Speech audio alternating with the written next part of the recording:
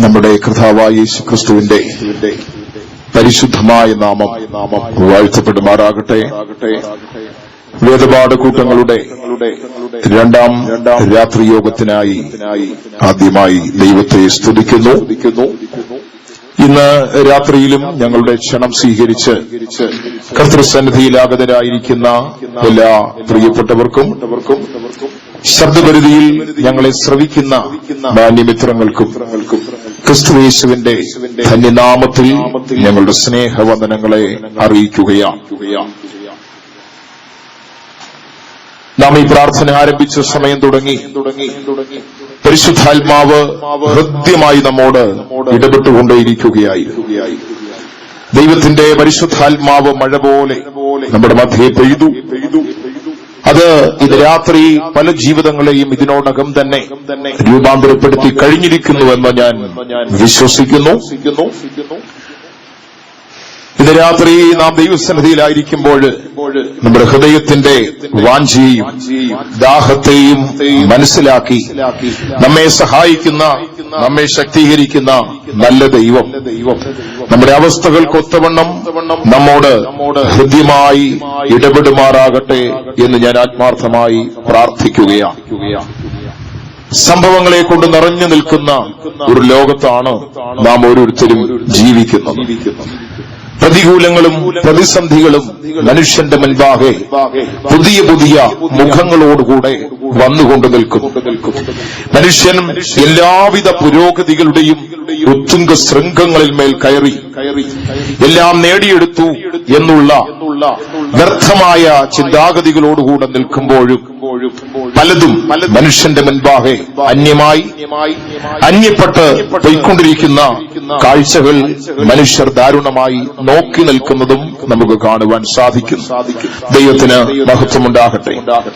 കർത്താവിന്റെ പാദപീഠം ഇന്ന് രാത്രിയിലും നമുക്ക് ഏറ്റവും അനുഗ്രഹപ്രദമായി തീരുവാൻ കൂടപ്പെട്ട ഏവരും പ്രാർത്ഥനയോടെ കർത്തൃസന്നിധിയിലായിരിക്കണമേ എന്ന് വളരെ വിനീതമായി ഞാൻ ഓർപ്പിക്കുകയാണ്. ദൈവത്തിന് സ്തോത്രം.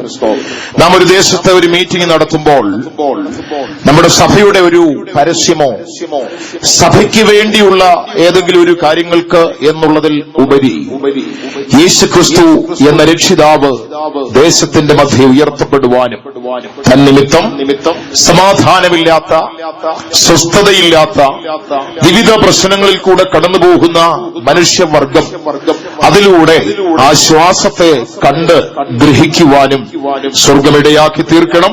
അതുകൊണ്ട് നമ്മുടെ ഈ പ്രാർത്ഥനകള്, ഈ മീറ്റിംഗുകൾ രാജ്യത്തിന്റെ സമാധാനത്തിനും ഈ കല്ലിശ്ശേരി എന്ന് പറയുന്ന സ്ഥലത്തിന്റെ സ്വസ്ഥതയ്ക്കും അനുഗ്രഹങ്ങൾക്കും ഒക്കെ മുഖാന്തരമായി തീരേണ്ടതിന് രാത്രി കൂടപ്പെട്ട നൂറുകണക്കിന് ആത്മാക്കൾ, ദൈവമക്കൾ പ്രാർത്ഥനയിൽ ഈ ദേശത്തെ ഓർക്കുകയും അപ്പോൾ തന്നെ ആത്മ ഒരുക്കത്തോടെ ദൈവസന്നിധിയിലായിരിക്കണം എന്നുകൂടെ ദൈവനാമത്തിൽ ഓർപ്പിക്കുകയാണ്.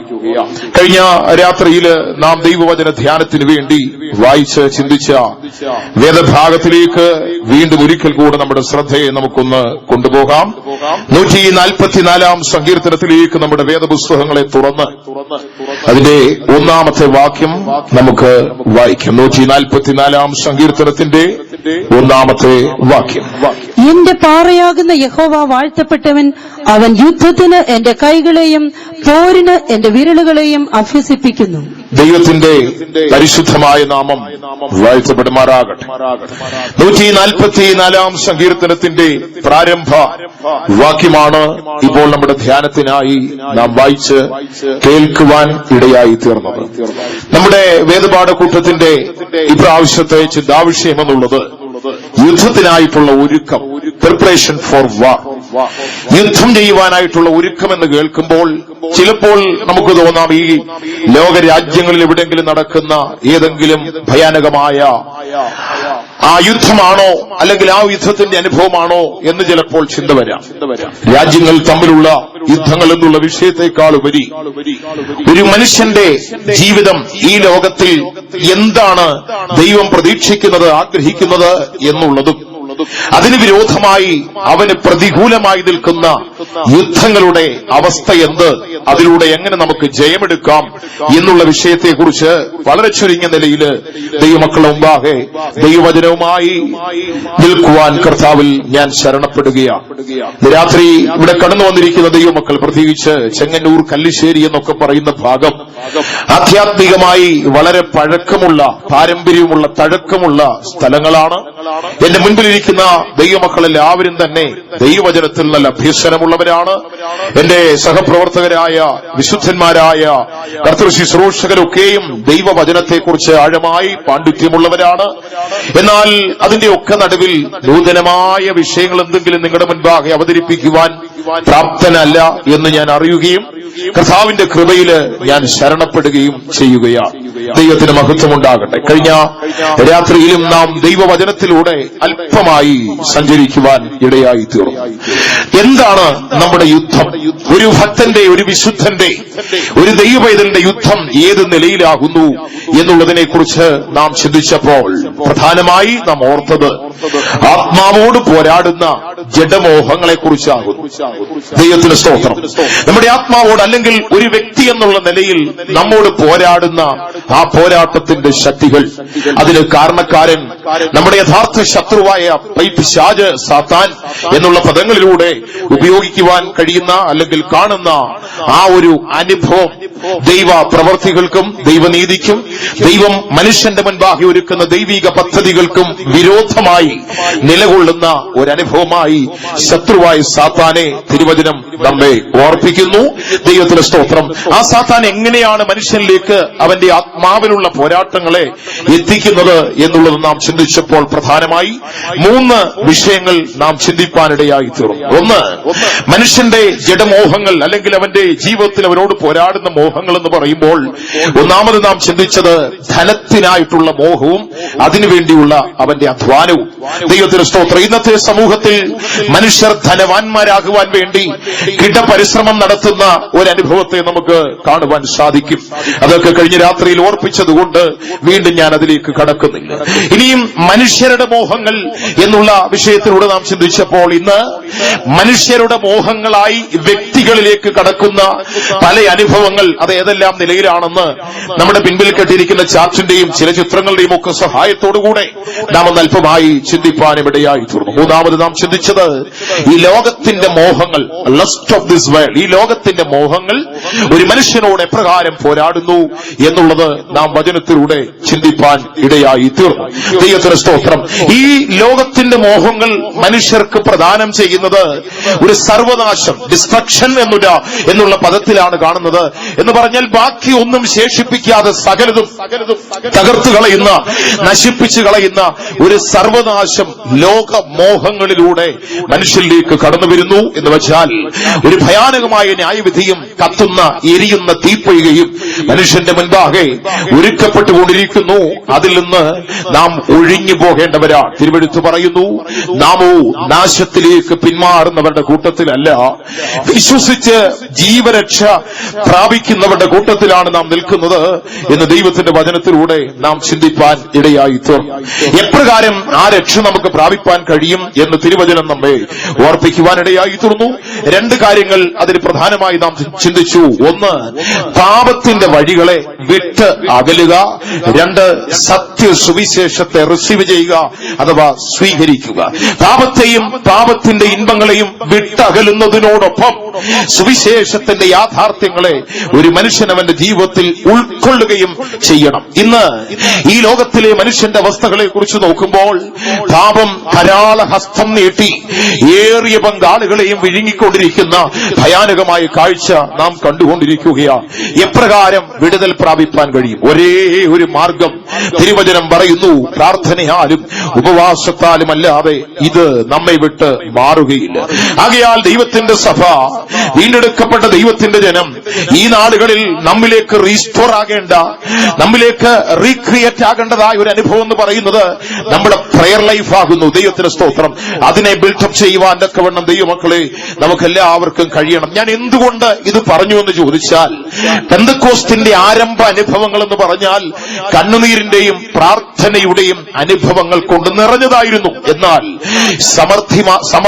ദാരിദ്ര്യത്തിന്റെയും കഷ്ടതയുടെയും അവസ്ഥ മാറി സമൃദ്ധി മനുഷ്യകുലങ്ങളെ പിടിക്കുവാൻ തുടങ്ങിയപ്പോൾ ആധ്യാത്മിക മണ്ഡലങ്ങളിൽ പോലും പ്രാർത്ഥനയുടെ ആത്മ ഒരുക്കത്തിന്റെ അവസ്ഥകളൊക്കെ നഷ്ടപ്പെട്ട് കുറഞ്ഞുപോയിക്കൊണ്ടിരിക്കുന്ന ഒരവസ്ഥയായി കാണുവാൻ കഴിയുന്നു. ആ നിലവാരങ്ങളൊക്കെ മാറ്റപ്പെട്ട് ദൈവസന്നിധിയിലേക്ക്, കർത്താവിന്റെ പാദപീഠത്തിലേക്ക് വീണ്ടും തിരിഞ്ഞു വന്ന് ദൈവത്തിന്റെ സ്തോത്രം ആ പ്രാർത്ഥനാ ജീവിതത്തെ നമുക്ക് പുതുക്കി പണിയുവാൻ ഇടയായി തീരണം. പ്രാർത്ഥനാ ജീവിതം ഏത് നിലവാരത്തിൽ നമ്മിൽ കാണപ്പെടണം എന്ന് ചിന്തിച്ചാണ് കഴിഞ്ഞ രാത്രിയിലെ നമ്മുടെ തിരുവചന ധ്യാനം അവസാനിപ്പിച്ചത്. വീണ്ടും നമുക്ക് ഇന്ന് രാത്രിയിലെ നമ്മുടെ ധ്യാനത്തിലേക്ക് കടക്കാം. വീണ്ടും നമുക്ക് ആ വേദഭാഗം ഒരിക്കൽ കൂടെ ശബ്ദമുയർത്തി വായിക്കാം. എന്റെ പാറയാകുന്ന യഹോവ വാഴ്ത്തപ്പെട്ടവൻ, അവൻ യുദ്ധത്തിന് എന്റെ കൈകളെയും പോരിന് എന്റെ വിരലുകളെയും അഭ്യസിപ്പിക്കുന്നു. ദൈവത്തിന് സ്തോത്രം. ഈ യുദ്ധമെന്ന് പറയുന്നത് ഒരു ഭൗമികമായ അല്ലെങ്കിൽ മനുഷ്യന്റെ കണ്ണുകൾ കൊണ്ട് കണ്ട് അവർ ചെയ്യുന്ന ഒരു യുദ്ധമായി നമുക്കിതിനെ കാണുവാൻ കഴിയുകയില്ല. ദൈവത്തിന് സ്തോത്രം. ഇതൊരു അദർശ്യമായ യുദ്ധമാണ്. This war is an invisible war. ഇതൊരു അദർശ്യ യുദ്ധമാണെന്ന് പറഞ്ഞാൽ, അദർശ്യമായ യുദ്ധം നമ്മുടെ കണ്ണുകൾ കൊണ്ട്, ബാഹ്യനേത്രങ്ങൾ കൊണ്ട് നമുക്ക് കാണുവാൻ സാധ്യമല്ല. ദൈവത്തിന് സ്തോത്രം. ഞാനത് പറയുവാനുള്ള കാരണം പുറകെ ഒന്ന് രണ്ട് വിഷയങ്ങൾ കൂടെ ഞാൻ നിങ്ങളെ ഓർപ്പിക്കുമ്പോൾ അത് വ്യക്തമായി നമുക്ക് ബോധ്യമാകും. എന്തുകൊണ്ട് ഇതൊരു അദർശ്യ യുദ്ധമെന്ന് പറയുന്നു? ഒരു വിശുദ്ധന് നേരെ എന്ന് പറഞ്ഞാൽ നിത്യതയെ ദൈവരാജ്യത്തെ ലക്ഷ്യമാക്കി യാത്ര ചെയ്യുന്ന ഒരു ഭക്തന് നേരെയുള്ള യുദ്ധം, അതൊരു ഇൻവിസിബിൾ ബാറാണ്. എന്ന് വെച്ചാൽ അദർശ്യമായ മനുഷ്യ നേത്രങ്ങളാൽ അവർക്കത് കാണുവാൻ സാധ്യമല്ല എന്ന് നമുക്ക് കാണുവാൻ കഴിയുന്നു. അത് മനസ്സിലാക്കുവാൻ പൗലോസ്ലീഹ എഫെസോസിലുള്ള ദൈവജനത്തിന് ലേഖനം എഴുതിയപ്പോൾ 6-ാം അധ്യായത്തിന്റെ 12-ാം വാക്യത്തിലേക്ക് നമ്മുടെ ശ്രദ്ധ ഒന്ന് കൊണ്ടുവരാം. എഫേസ്യ ലേഖനം 6-ാം അധ്യായത്തിന്റെ 12-ാമത്തെ വചനം നമുക്കൊന്ന് വായിക്കാം. നമുക്ക് പോരാട്ടമുള്ളത് ജഡരക്തങ്ങളോടല്ല, വാഴ്ചകളോടും അധികാരങ്ങളോടും ഈ അന്ധകാരത്തിന്റെ ലോകാധിപതികളോടും സ്വർലോകങ്ങളിലെ ദുഷ്ടാത്മസേനയോടുമാണ് ദൈവമക്കൾക്ക് യുദ്ധമുള്ളത്. അതുകൊണ്ടാണ് ഞാൻ പറഞ്ഞത് ഇതൊരു അദർശ്യ യുദ്ധമാണ്. ദൈവത്തിന് സ്തോത്രം. സാത്താൻ നമ്മുടെ മുമ്പിൽ നിൽക്കുന്നത് നമ്മുടെ കണ്ണുകൾ കൊണ്ട് നമുക്ക് കാണുവാൻ കഴിയുകയില്ല. കഴിഞ്ഞ രാത്രി ഞാൻ ഓർപ്പിച്ചല്ലോ, അവൻ തന്ത്രരൂപേണ ഇന്ന് ജനത്തെ വഷളത്വത്തിലേക്ക്, തെറ്റിലേക്ക് നയിച്ചുകൊണ്ടിരിക്കുന്ന ഒരു കാലമാണ്. അതുകൊണ്ട് ഇതൊരു അദർശ്യ യുദ്ധമാണ്. ആകയാൽ അദൃശ്യമായ യുദ്ധത്തിൽ ഏർപ്പെടുന്ന ദൈവമക്കളെ സംബന്ധിച്ചിടത്തോളം അവരുടെ ജീവിതത്തിലും ചില അദൃശ്യമായ അനുഭവങ്ങൾ ആവശ്യമാണ്. ദൃശ്യമായ യുദ്ധങ്ങൾക്ക് ദൃശ്യമായ പലതും ആവശ്യമാകുമ്പോൾ, അദൃശ്യമായ യുദ്ധങ്ങൾക്ക് ഒരു ദൈവപൈതലിൽ അദൃശ്യമായിരിക്കുന്ന പലതും ആവശ്യമാകുന്നു എന്ന് ദൈവവചനം നമ്മെ ഓർപ്പിക്കുകയാണ്. അതിന്റെ 1-ാമത്തെ ഭാഗത്തെക്കുറിച്ച് നാം നോക്കിയാൽ, നമ്മുടെ കർത്താവായ യേശുക്രിസ്തുവിനെ കുറിച്ച് പറയുമ്പോൾ യേശു ആര് എന്നുള്ളത് അപ്പോസ്തലൻ ഇപ്രകാരം ഓർപ്പിക്കുകയാണ്. അവൻ അദർശ്യനായ ദൈവത്തിന്റെ പ്രതിമയാണ്. The image of the invisible God. അദർശ്യനായ ദൈവത്തിന്റെ പ്രതിമ. ദൈവത്തിന് സ്തോത്രം. യേശു കർത്താവ് നമ്മുടെ ഓരോരുത്തരുടെയും ജീവിതത്തിൽ നമുക്ക് ബോധ്യമാകുന്ന അവസ്ഥയിലുണ്ടെങ്കിലും ഒരുപക്ഷെ മറ്റുള്ളവർക്ക് അത് ദൃശ്യമായി കാണുവാൻ സാധ്യമല്ല. ദൈവമക്കളായ നമ്മുടെ യുദ്ധത്തെക്കുറിച്ച് നോക്കിയാൽ അത് ഒരു അദർശ്യമായ യുദ്ധമായിരിക്കുമ്പോൾ, അദർശ്യമായ പൈശാചിക ശക്തികൾ അത് വിവിധ രൂപത്തിൽ ദൈവമക്കളോട് യുദ്ധം ചെയ്യുമ്പോൾ നമ്മുടെ ജീവിതത്തിലും അദർശ്യമായ ചില അനുഭവങ്ങൾ ഉണ്ടായിരിക്കണം. ഇന്ന് രാത്രിവേളയിൽ കർത്തൃസന്നിധിയിൽ നാം ആയിരിക്കുമ്പോൾ ഒരു സത്യം ദൈവമക്കൾ അറിഞ്ഞുകൊണ്ട് ഇവിടെ ഇരിക്കണം. നാം ഇപ്പോൾ ഈ പ്രാർത്ഥനയ്ക്കായിട്ട് ഇവിടെ വന്നപ്പോൾ, ഈ മീറ്റിംഗിന് വേണ്ടി ഇവിടെ വന്നപ്പോൾ, നമ്മുടെ വീട് വിട്ട് ഇറങ്ങിയപ്പോൾ, നമ്മൾ പാർത്തിരുന്ന ഇടം വിട്ട് യാത്ര പുറപ്പെട്ട സമയം തുടങ്ങി എന്ന് വെച്ചാൽ നമ്മുടെ യാത്രയിലുടനീളം മറ്റൊരു വിധത്തിൽ നോക്കുമ്പോൾ ഈ മീറ്റിംഗിന് വേണ്ടി ചെങ്ങന്നൂർ സഭയിലുള്ള ശുശ്രൂഷകരും ദൈവമക്കളും പ്രാർത്ഥിച്ചൊരുങ്ങി തുടങ്ങിയ സമയം തുടങ്ങി ഒരദർശ്യമായ സന്നാഹം നമ്മുടെ ചുറ്റിലും ഉണ്ട്. ഒരുപക്ഷെ ഇന്ന് രാത്രി നഗ്നനേത്രങ്ങളാൽ കാണുവാൻ കഴിയുന്നില്ലെങ്കിലും അദൃശ്യ കണ്ണുകളാൽ എന്ന് പറഞ്ഞാൽ ആത്മാവിന്റെ കണ്ണുകൾ കൊണ്ട് ആ സൈന്യത്തെ നമുക്കൊന്ന് കാണുവാൻ ഇടയായി തീരണം. അദൃശ്യ ദൂത സഞ്ചയങ്ങൾ നമ്മുടെ ചുറ്റിലുമുണ്ട്. നമുക്ക് കാവലായി നമ്മെ സംരക്ഷിപ്പാൻ, നമ്മെ പ്രൊട്ടക്ട് ചെയ്യുവാൻ വേണ്ടി ആ ദൂത സഞ്ചയം നമ്മുടെ ചുറ്റുപാടിലുമുണ്ട്. അത് ബാഹ്യ നേത്രങ്ങൾ കൊണ്ട് കാണുവാൻ സാധ്യമല്ല. ഒരു സംഭവം വേദപുസ്തകത്തിൽ കൂടെ അതിനുപോൽപകമായി ഞാൻ നിങ്ങളെ ഒന്ന് ഓർപ്പിക്കാം. പഴയ നിയമത്തിലേക്ക് നമുക്കൊന്ന് വരാം. രാജാക്കന്മാരുടെ 2-ാം പുസ്തകം 6-ാം അധ്യായത്തിന്റെ 17-ാം വാക്യത്തിലേക്ക് നാം കടന്നു വരുമ്പോൾ വായിച്ചോട്ട്. 2 രാജാക്കന്മാർ 6-ാം അധ്യായം 17-ാമത്തെ വാക്യം. പിന്നെ എലീശ പ്രാർത്ഥിച്ചു, യഹോവേ ഇവൻ കാണത്തക്കവണ്ണം ഇവന്റെ കണ്ണ് തുറക്കണമേ എന്ന് പറഞ്ഞു. അടുത്തത്, യഹോവ ബാല്യക്കാരന്റെ കണ്ണ് തുറന്നു.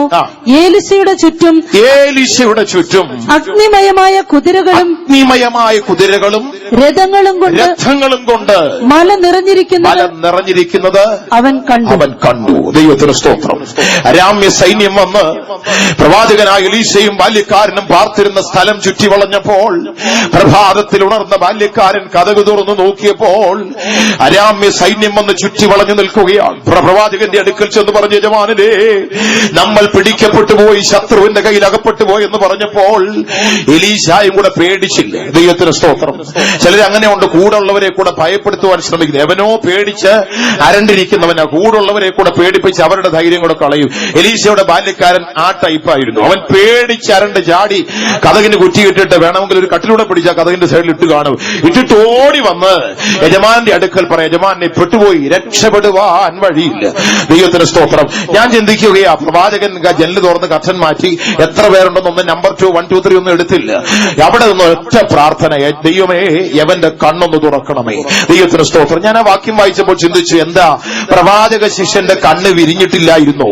അവന്റെ കണ്ണ് തുറന്നത് തന്നെയാ, പുറം കണ്ണ് മാത്രമേ തുറന്നിട്ടുണ്ടായിരുന്നുള്ളൂ. ഇന്ന് രാത്രി വേളയിൽ ഞാൻ ദൈവമക്കളോട് അതിൽ നിന്നൊരു മെസ്സേജ് പറയുക. ഈ ദൈവവചനം നിങ്ങൾ കേട്ടുകൊണ്ടിരിക്കുമ്പോൾ ബാഹ്യനേത്രങ്ങൾ തുറന്നു മാത്രം ഇരുന്നാൽ പോരാ, അകം കണ്ണുകൾ തുറക്കപ്പെടുവാനിടയായി തീരണം. ആ കണ്ണിന്റെ പേരാണ് വിശ്വാസത്തിന്റെ കണ്ണ്. ഇന്ന് രാത്രി ആ വിശ്വാസത്തിന്റെ അകം കണ്ണൊന്ന് തുറന്നാൽ നമ്മെ സംരക്ഷിപ്പാൻ ദൈവമക്കളുടെ ഭവനത്തിന് ചുറ്റിലും, വ്യക്തികളുടെ ചുറ്റിലും, നമ്മുടെ നന്മകളുടെ ചുറ്റിലും 1000 ദൂതന്മാർ നമ്മുടെ ചുറ്റുപാടിൽ നിൽക്കുന്ന കാഴ്ച ഇന്ന് രാത്രി നമുക്ക് അനുഭവിപ്പാനിടയായി തീരണം. എത്ര ദൈവമക്കൾ അത് വിശ്വസിക്കുന്നു എന്ന് എനിക്ക് അറിഞ്ഞുകൂടാ. എന്നെ സംരക്ഷിപ്പാൻ ദൈവത്തിന്റെ ദൂതന്മാർ എനിക്ക് ചുറ്റിലുമുണ്ട്, ഈ മീറ്റിംഗ് സ്ഥലത്തിന് ചുറ്റുപാടുമുണ്ട്, വ്യക്തികളുടെ ചുറ്റിലുമുണ്ട് എന്ന് വിശ്വസിപ്പാൻ ഇന്ന് രാത്രി കഴിയുമെങ്കിൽ കരങ്ങൾ ഉയർത്തി ശക്തിയായിട്ടൊരു ഹല്ലേലൂയ പറഞ്ഞാട്ടെ. ദൈവത്തിന് മഹത്വം ഉണ്ടാകട്ടെ. അദൃശ്യമായ ഒരു സൈന്യം നമ്മുടെ ചുറ്റിലുമുണ്ട് എന്ന് നാം മനസ്സിലാക്കിക്കൊള്ളണം. നമുക്ക് പോരാട്ടമുള്ളത് ജഡരക്തങ്ങളോടല്ല. ആകയാല് പോരാട്ടം നടത്താൻ ആരും ജഡരക്തങ്ങളെ കൂട്ടുപിടിക്കരുത്, ആരോടും പോരാടുകയും ചെയ്യരുത്. മരിച്ചു കഴിയുമ്പോഴൊക്കെ പെട്ടിയുടെ സൈഡിൽ എഴുതി വെക്കുമല്ലോ, ഞാൻ നല്ല പോർ പൊരുതു. ദൈവത്തിന് സ്തോത്രം. ചുറ്റിലും വന്നിരിക്കുക ചിലർക്ക് ചിരി വരും. ആരോടൊക്കെയാ പോരാടിയെന്ന് ഓർക്കുമ്പോൾ അറിയാതെ അവർ ചിരിച്ചിട്ട്, കണ്ടിട്ടില്ല ചിലരൊക്കെ ഡെഡ് ബോഡിയുടെ മുമ്പിൽ വന്ന് ചിലർ കരഞ്ഞിട്ട് പോകും, ചിലർ ചിരിച്ചിട്ട് പോകും. ചിരിച്ചിട്ട് പോകുന്നവര് ഈ പുള്ളിയുടെ പോരാട്ടം പണ്ട് കാലത്തെ ഓർത്തിട്ട് ചിരിക്കുന്നതാ. ദൈവത്തിന് സ്തോത്രം. പെട്ടിയുടെ സൈഡിൽ പ്രിന്റ് ഔട്ട് എടുത്ത വാക്യം ഒട്ടിച്ചതുകൊണ്ട് പോരാട്ടം നന്നാവുകയില്ല. ജീവിച്ചിരുന്ന കാലം പോരാടാൻ കഴിയാവുന്നവരോടൊക്കെ കൈയും കാലും കണ്ണും മൂക്കും കൊണ്ടൊക്കെ പോരാടി.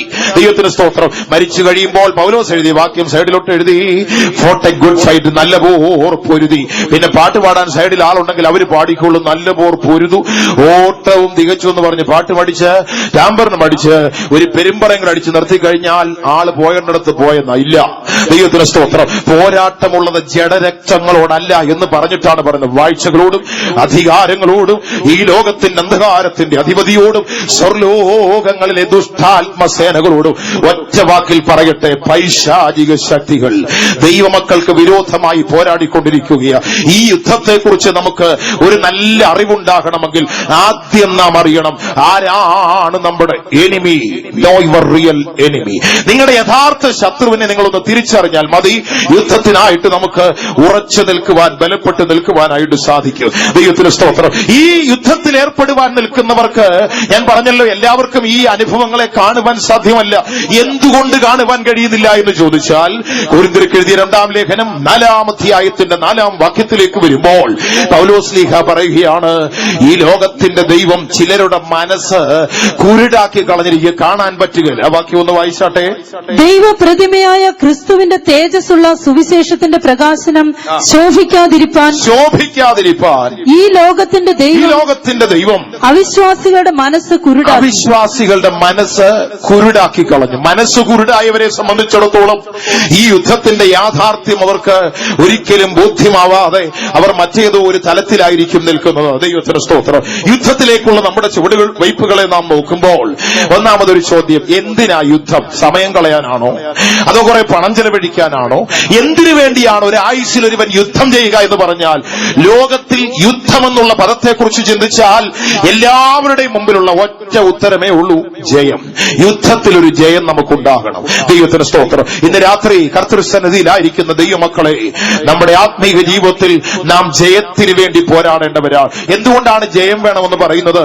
നമുക്കൊരു ദൈവസിംഹാസനമുണ്ട്, ഒരുക്കപ്പെട്ടൊരു സിംഹാസനം മനുഷ്യർക്ക് വേണ്ടി ദൈവം ഒരുക്കുന്നു എന്ന് പറയുമ്പോൾ അത് ആർക്കെന്ന് വെളിപ്പാട് പുസ്തകം 3-ന്റെ 21-ാം വാക്യത്തിൽ വായിക്കുന്നു, ജയിക്കുന്നവനെ ഞാൻ എന്നോടുകൂടെ എന്റെ സിംഹാസനത്തിൽ ഇരിപ്പാൻ വരം നൽകും.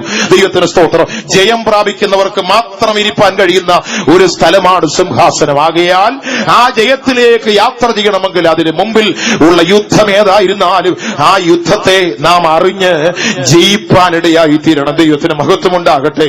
എങ്ങനെ നമുക്കത് ജയം പ്രാപിപ്പാൻ കഴിയും? ഒന്നാമത് അതിന്റെ അവസ്ഥകളെ നാം ഒന്ന് മനസ്സിലാക്കണം. കൊരിന്ത്യർക്ക് എഴുതിയ 2-ാം ലേഖനം 2-ാം അധ്യായത്തിന്റെ 11-ാം വാക്യത്തിലേക്ക് വരുമ്പോൾ പൗലോസ് ശ്ലീഹ അവിടെ ഇപ്രകാരം പറയുന്നു, സാത്താൻ നമ്മെ തോൽപ്പിക്കരുത്. വായിച്ചട്ട് 2-ന്റെ 11-ാമത്തെ വാക്യം.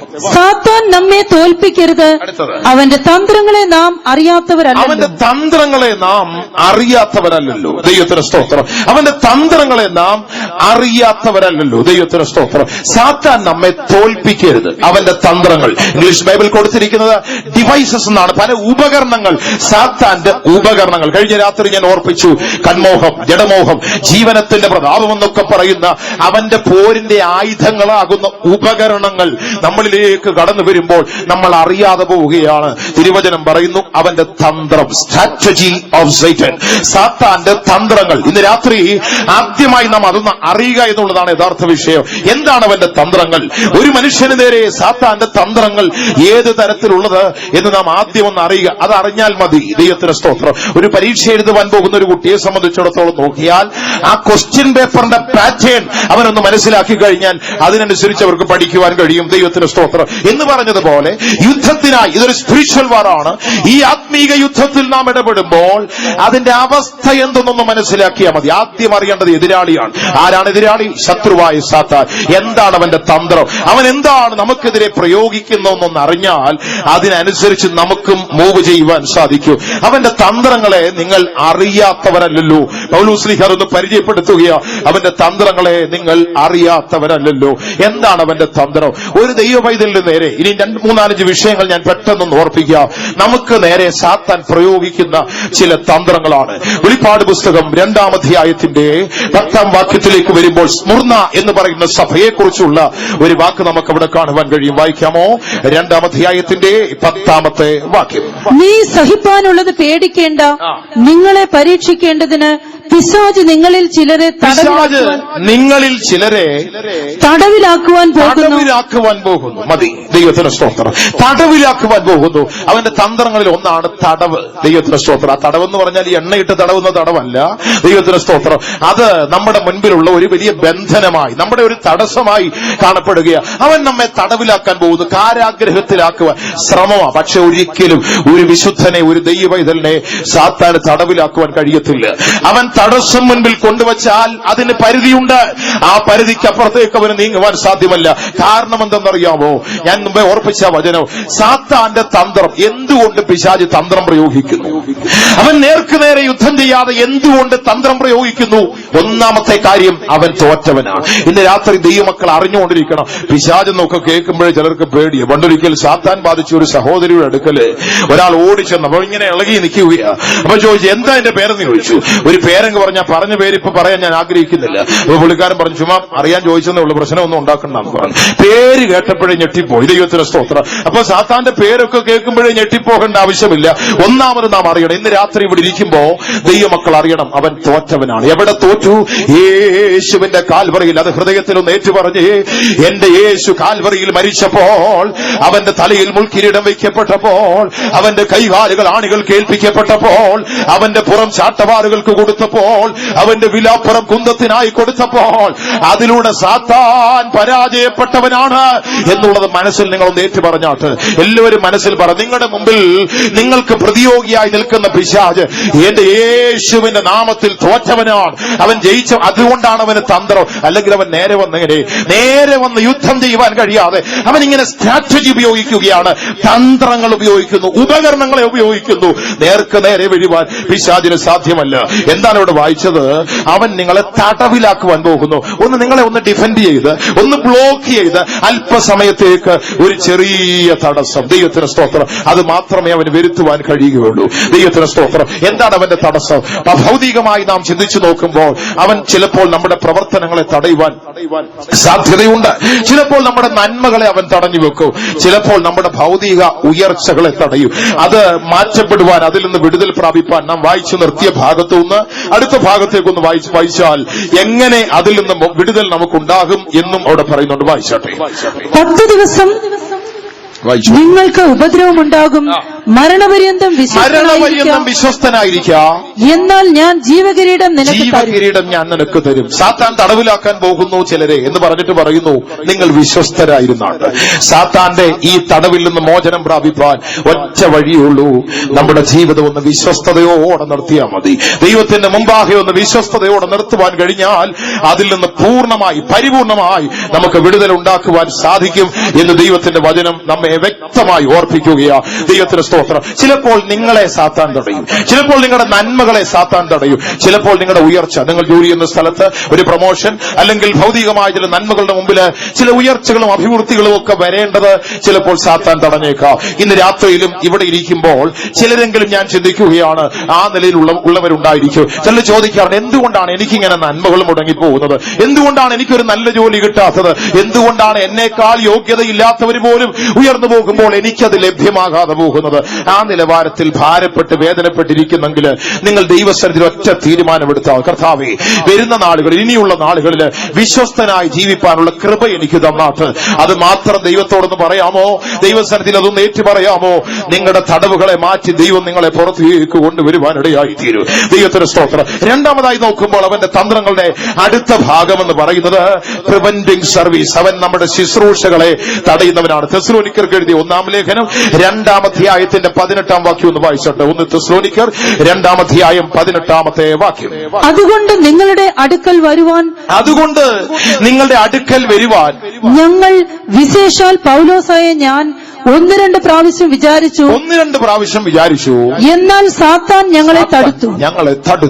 വരുവാൻ ആഗ്രഹിച്ചു. അപ്പോസ്തലനായ പൗലോസ് വിശേഷാൽ ഞാൻ നിങ്ങളുടെ അടുക്കൽ വരുവാൻ ആഗ്രഹിച്ചപ്പോൾ സാത്താൻ ഞങ്ങളെ തടുത്തു കളഞ്ഞു. ദൈവത്തിന് സ്തോത്രം. കർത്താവിന്റെ ശുശ്രൂഷക്കാരായ പ്രിയപ്പെട്ടവരെ, നാമും ചിലപ്പോൾ ചെയ്യുന്ന ശുശ്രൂഷകളെ തടയുവാൻ ശത്രുവായ സാത്താൻ ശ്രമിക്കും. ദൈവമക്കളെ, പ്രിയപ്പെട്ടവരെ, നമ്മുടെ പ്രവർത്തനങ്ങൾ, ആത്മീകമായതും ഭൗമികമായതുമായ നമ്മുടെ പ്രവർത്തന മേഖലകൾ, നമ്മുടെ ശുശ്രൂഷകളെ തടയുവാൻ, പ്രിവെന്റിംഗ് സർവീസ്, നമ്മുടെ ശുശ്രൂഷകളെ തടയുവാൻ ശത്രുവായ സാത്താൻ ശ്രമിക്കും. അത് അവന്റെ ഒരു തന്ത്രമാണ്. ദൈവത്തിന് സ്തോത്രം. ചില സന്ദർഭങ്ങളിലൊക്കെ അവൻ അങ്ങനെ ചെയ്യാറുണ്ട്, തടയുക. കാരണം ചിലപ്പോൾ ഏതെങ്കിലും ഒരു ഭവനത്തിലേക്ക് പോകുവാൻ, എവിടെങ്കിലും ഒരു ഇടത്തേക്ക് പോകുവാൻ തുടങ്ങുമ്പോൾ പെട്ടെന്ന് ഒരു തടസ്സം കൊണ്ട് മുമ്പിൽ വെക്കും. കാരണം അവിടെ ചെന്ന് പ്രാർത്ഥിച്ചാൽ അവർക്കൊരു നന്മയുണ്ടാകും, ചിലപ്പോൾ അവർക്കൊരു വിടുതലുണ്ടായേക്കാം. അത് ഒന്ന് തടയുക. ദൈവമക്കളുടെ നന്മകളെയും അനുഗ്രഹങ്ങളെയും തടയുക എന്നുള്ളതാണ് ശത്രുവായ സാത്താന്റെ യഥാർത്ഥമായ ലക്ഷ്യം. അതിന് അവൻ ചില തന്ത്രങ്ങൾ നമ്മുടെ മുൻപാകെ കൊണ്ടുവരും. മൂന്നാമതായി ദൈവത്തിന്റെ വചനത്തിലേക്ക് വരുമ്പോൾ എഫേസ്യ ലേഖനം 4-ാം അധ്യായത്തിന്റെ 26-27 വാക്യങ്ങൾ നമുക്കൊന്ന് വായിക്കാം. എഫേസ്യ ലേഖനം 4-ാം അധ്യായം 26-27 വാക്യങ്ങൾ. കോപിച്ചാൽ പാപം ചെയ്യാതിരിപ്പിൻ, സൂര്യൻ അസ്തമിക്കുവോളം നിങ്ങൾ കോപം വെച്ചുകൊണ്ടിരിക്കരുത്. കോപിച്ചാൽ പാപം ചെയ്യാതിരിപ്പീൻ, സൂര്യൻ അസ്തമിക്കുവോളം നിങ്ങൾ കോപം വെച്ചുകൊണ്ടിരിക്കരുത്. അടുത്തത് പിശാചിന് ഇടം കൊടുക്കരുത്. പിശാചിന് ഇടം മതി, പിശാചിന് ഇടം കൊടുക്കരുത്. അവിടെ തിരുവചനം പറയുന്നു കോപിച്ചാൽ പാപം ചെയ്യരുത്, സൂര്യൻ അസ്തമിക്കുവോളം നിങ്ങളുടെ കോപം നിൽക്കരുത്, പിശാചിന് ഇടം കൊടുക്കാതിരിപ്പീൻ എന്ന് പറഞ്ഞാൽ അതിന്റെ അർത്ഥം ചെല്ലു പറയും കോപിക്കാം, പാപം ചെയ്യാതിരുന്നാൽ മതി എന്നാണ്. ദൈവത്തിന് സ്തോത്രം. അങ്ങനല്ല, ഒരു മനുഷ്യൻ കോപത്തിന് തന്റെ ജീവിതത്തെ ഇടം കൊടുക്കുമ്പോൾ അവന്റെ ജീവിതത്തിൽ പാപത്തിനുള്ള എല്ലാ സാഹചര്യങ്ങളും ഉണ്ടാകും. അതുകൊണ്ട് കോപിച്ചിട്ട് പാപം ചെയ്യാതിരിക്കുന്നതിലും നല്ലത് കോപിക്കാതിരിക്കുന്നത്.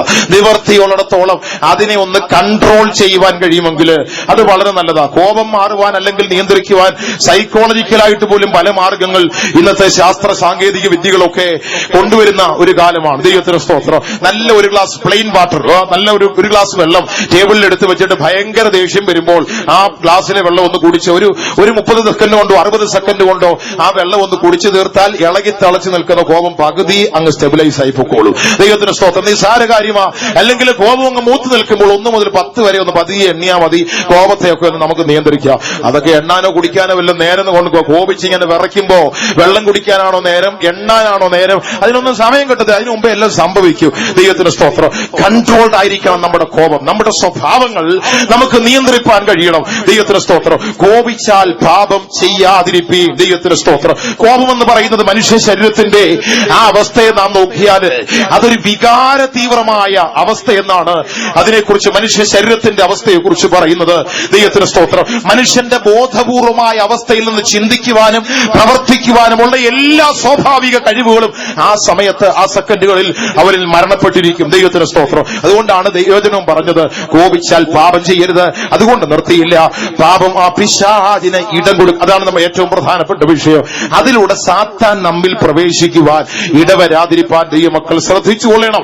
ദൈവത്തിന് മഹത്വം ഉണ്ടാകട്ടെ. പ്രിയപ്പെട്ട ദൈവമക്കളെ, ഒരു മനുഷ്യൻ അങ്ങ് കോപിക്കുമ്പോൾ അഡ്രിനാലിൻ, നോൺ അഡ്രിനാൽ എന്നൊക്കെ പറയുന്ന രാസപദാർത്ഥങ്ങൾ, അതിതീവ്രതയുള്ള രാസപദാർത്ഥങ്ങൾ പെട്ടെന്ന് നമ്മുടെ ബ്ലഡിലേക്ക് കലരുകയും നമ്മുടെ സ്വാഭാവിക ചിന്തകൾ നശിക്കുകയും പെട്ടെന്ന് വികാര തീവ്രമായ ചില അവസ്ഥകളും വാക്കുകളും പ്രവൃത്തികളും ഒക്കെ അറിയാതെ നമ്മിലേക്ക് വരുവാൻ ഇടയായി തീരും. ദൈവത്തിന് സ്തോത്രം. മനഃശാസ്ത്രപരമായി പോലും അതിനെക്കുറിച്ച് നോക്കുമ്പോൾ ഒരു മനുഷ്യൻ കോപിക്കുമ്പോൾ അതിനെക്കുറിച്ച് പറയുന്നത് ഇങ്ങനെയാ: പെട്ടെന്ന് അവന് തെറ്റുകൾ സംഭവിക്കാം. മറ്റൊന്ന്, കോപിച്ചിരിക്കുന്ന ഒരാളിനെ സമീപത്ത് നിൽക്കുന്ന ആളിന് പെട്ടെന്ന് തെറ്റിദ്ധരിപ്പിക്കാം. ആ സമയത്ത് അവരുടെ തീരുമാനങ്ങളെല്ലാം റോങ് ആയിരിക്കും, തെറ്റായ നിലയിലുള്ളതായിരിക്കും. ആകയാൽ ചിലർ പഴയ ആളുകളൊക്കെ പറയാറുണ്ട്, ദേഷ്യം വന്നിരിക്കുമ്പോൾ എഴുത്തെഴുതരുത്, ദേഷ്യം വരുമ്പോൾ ആർക്കും ഫോൺ ചെയ്യരുത്, ദേഷ്യം വന്നിരിക്കുമ്പോൾ സുപ്രധാന തീരുമാനങ്ങളൊന്നും എടുക്കരുത്.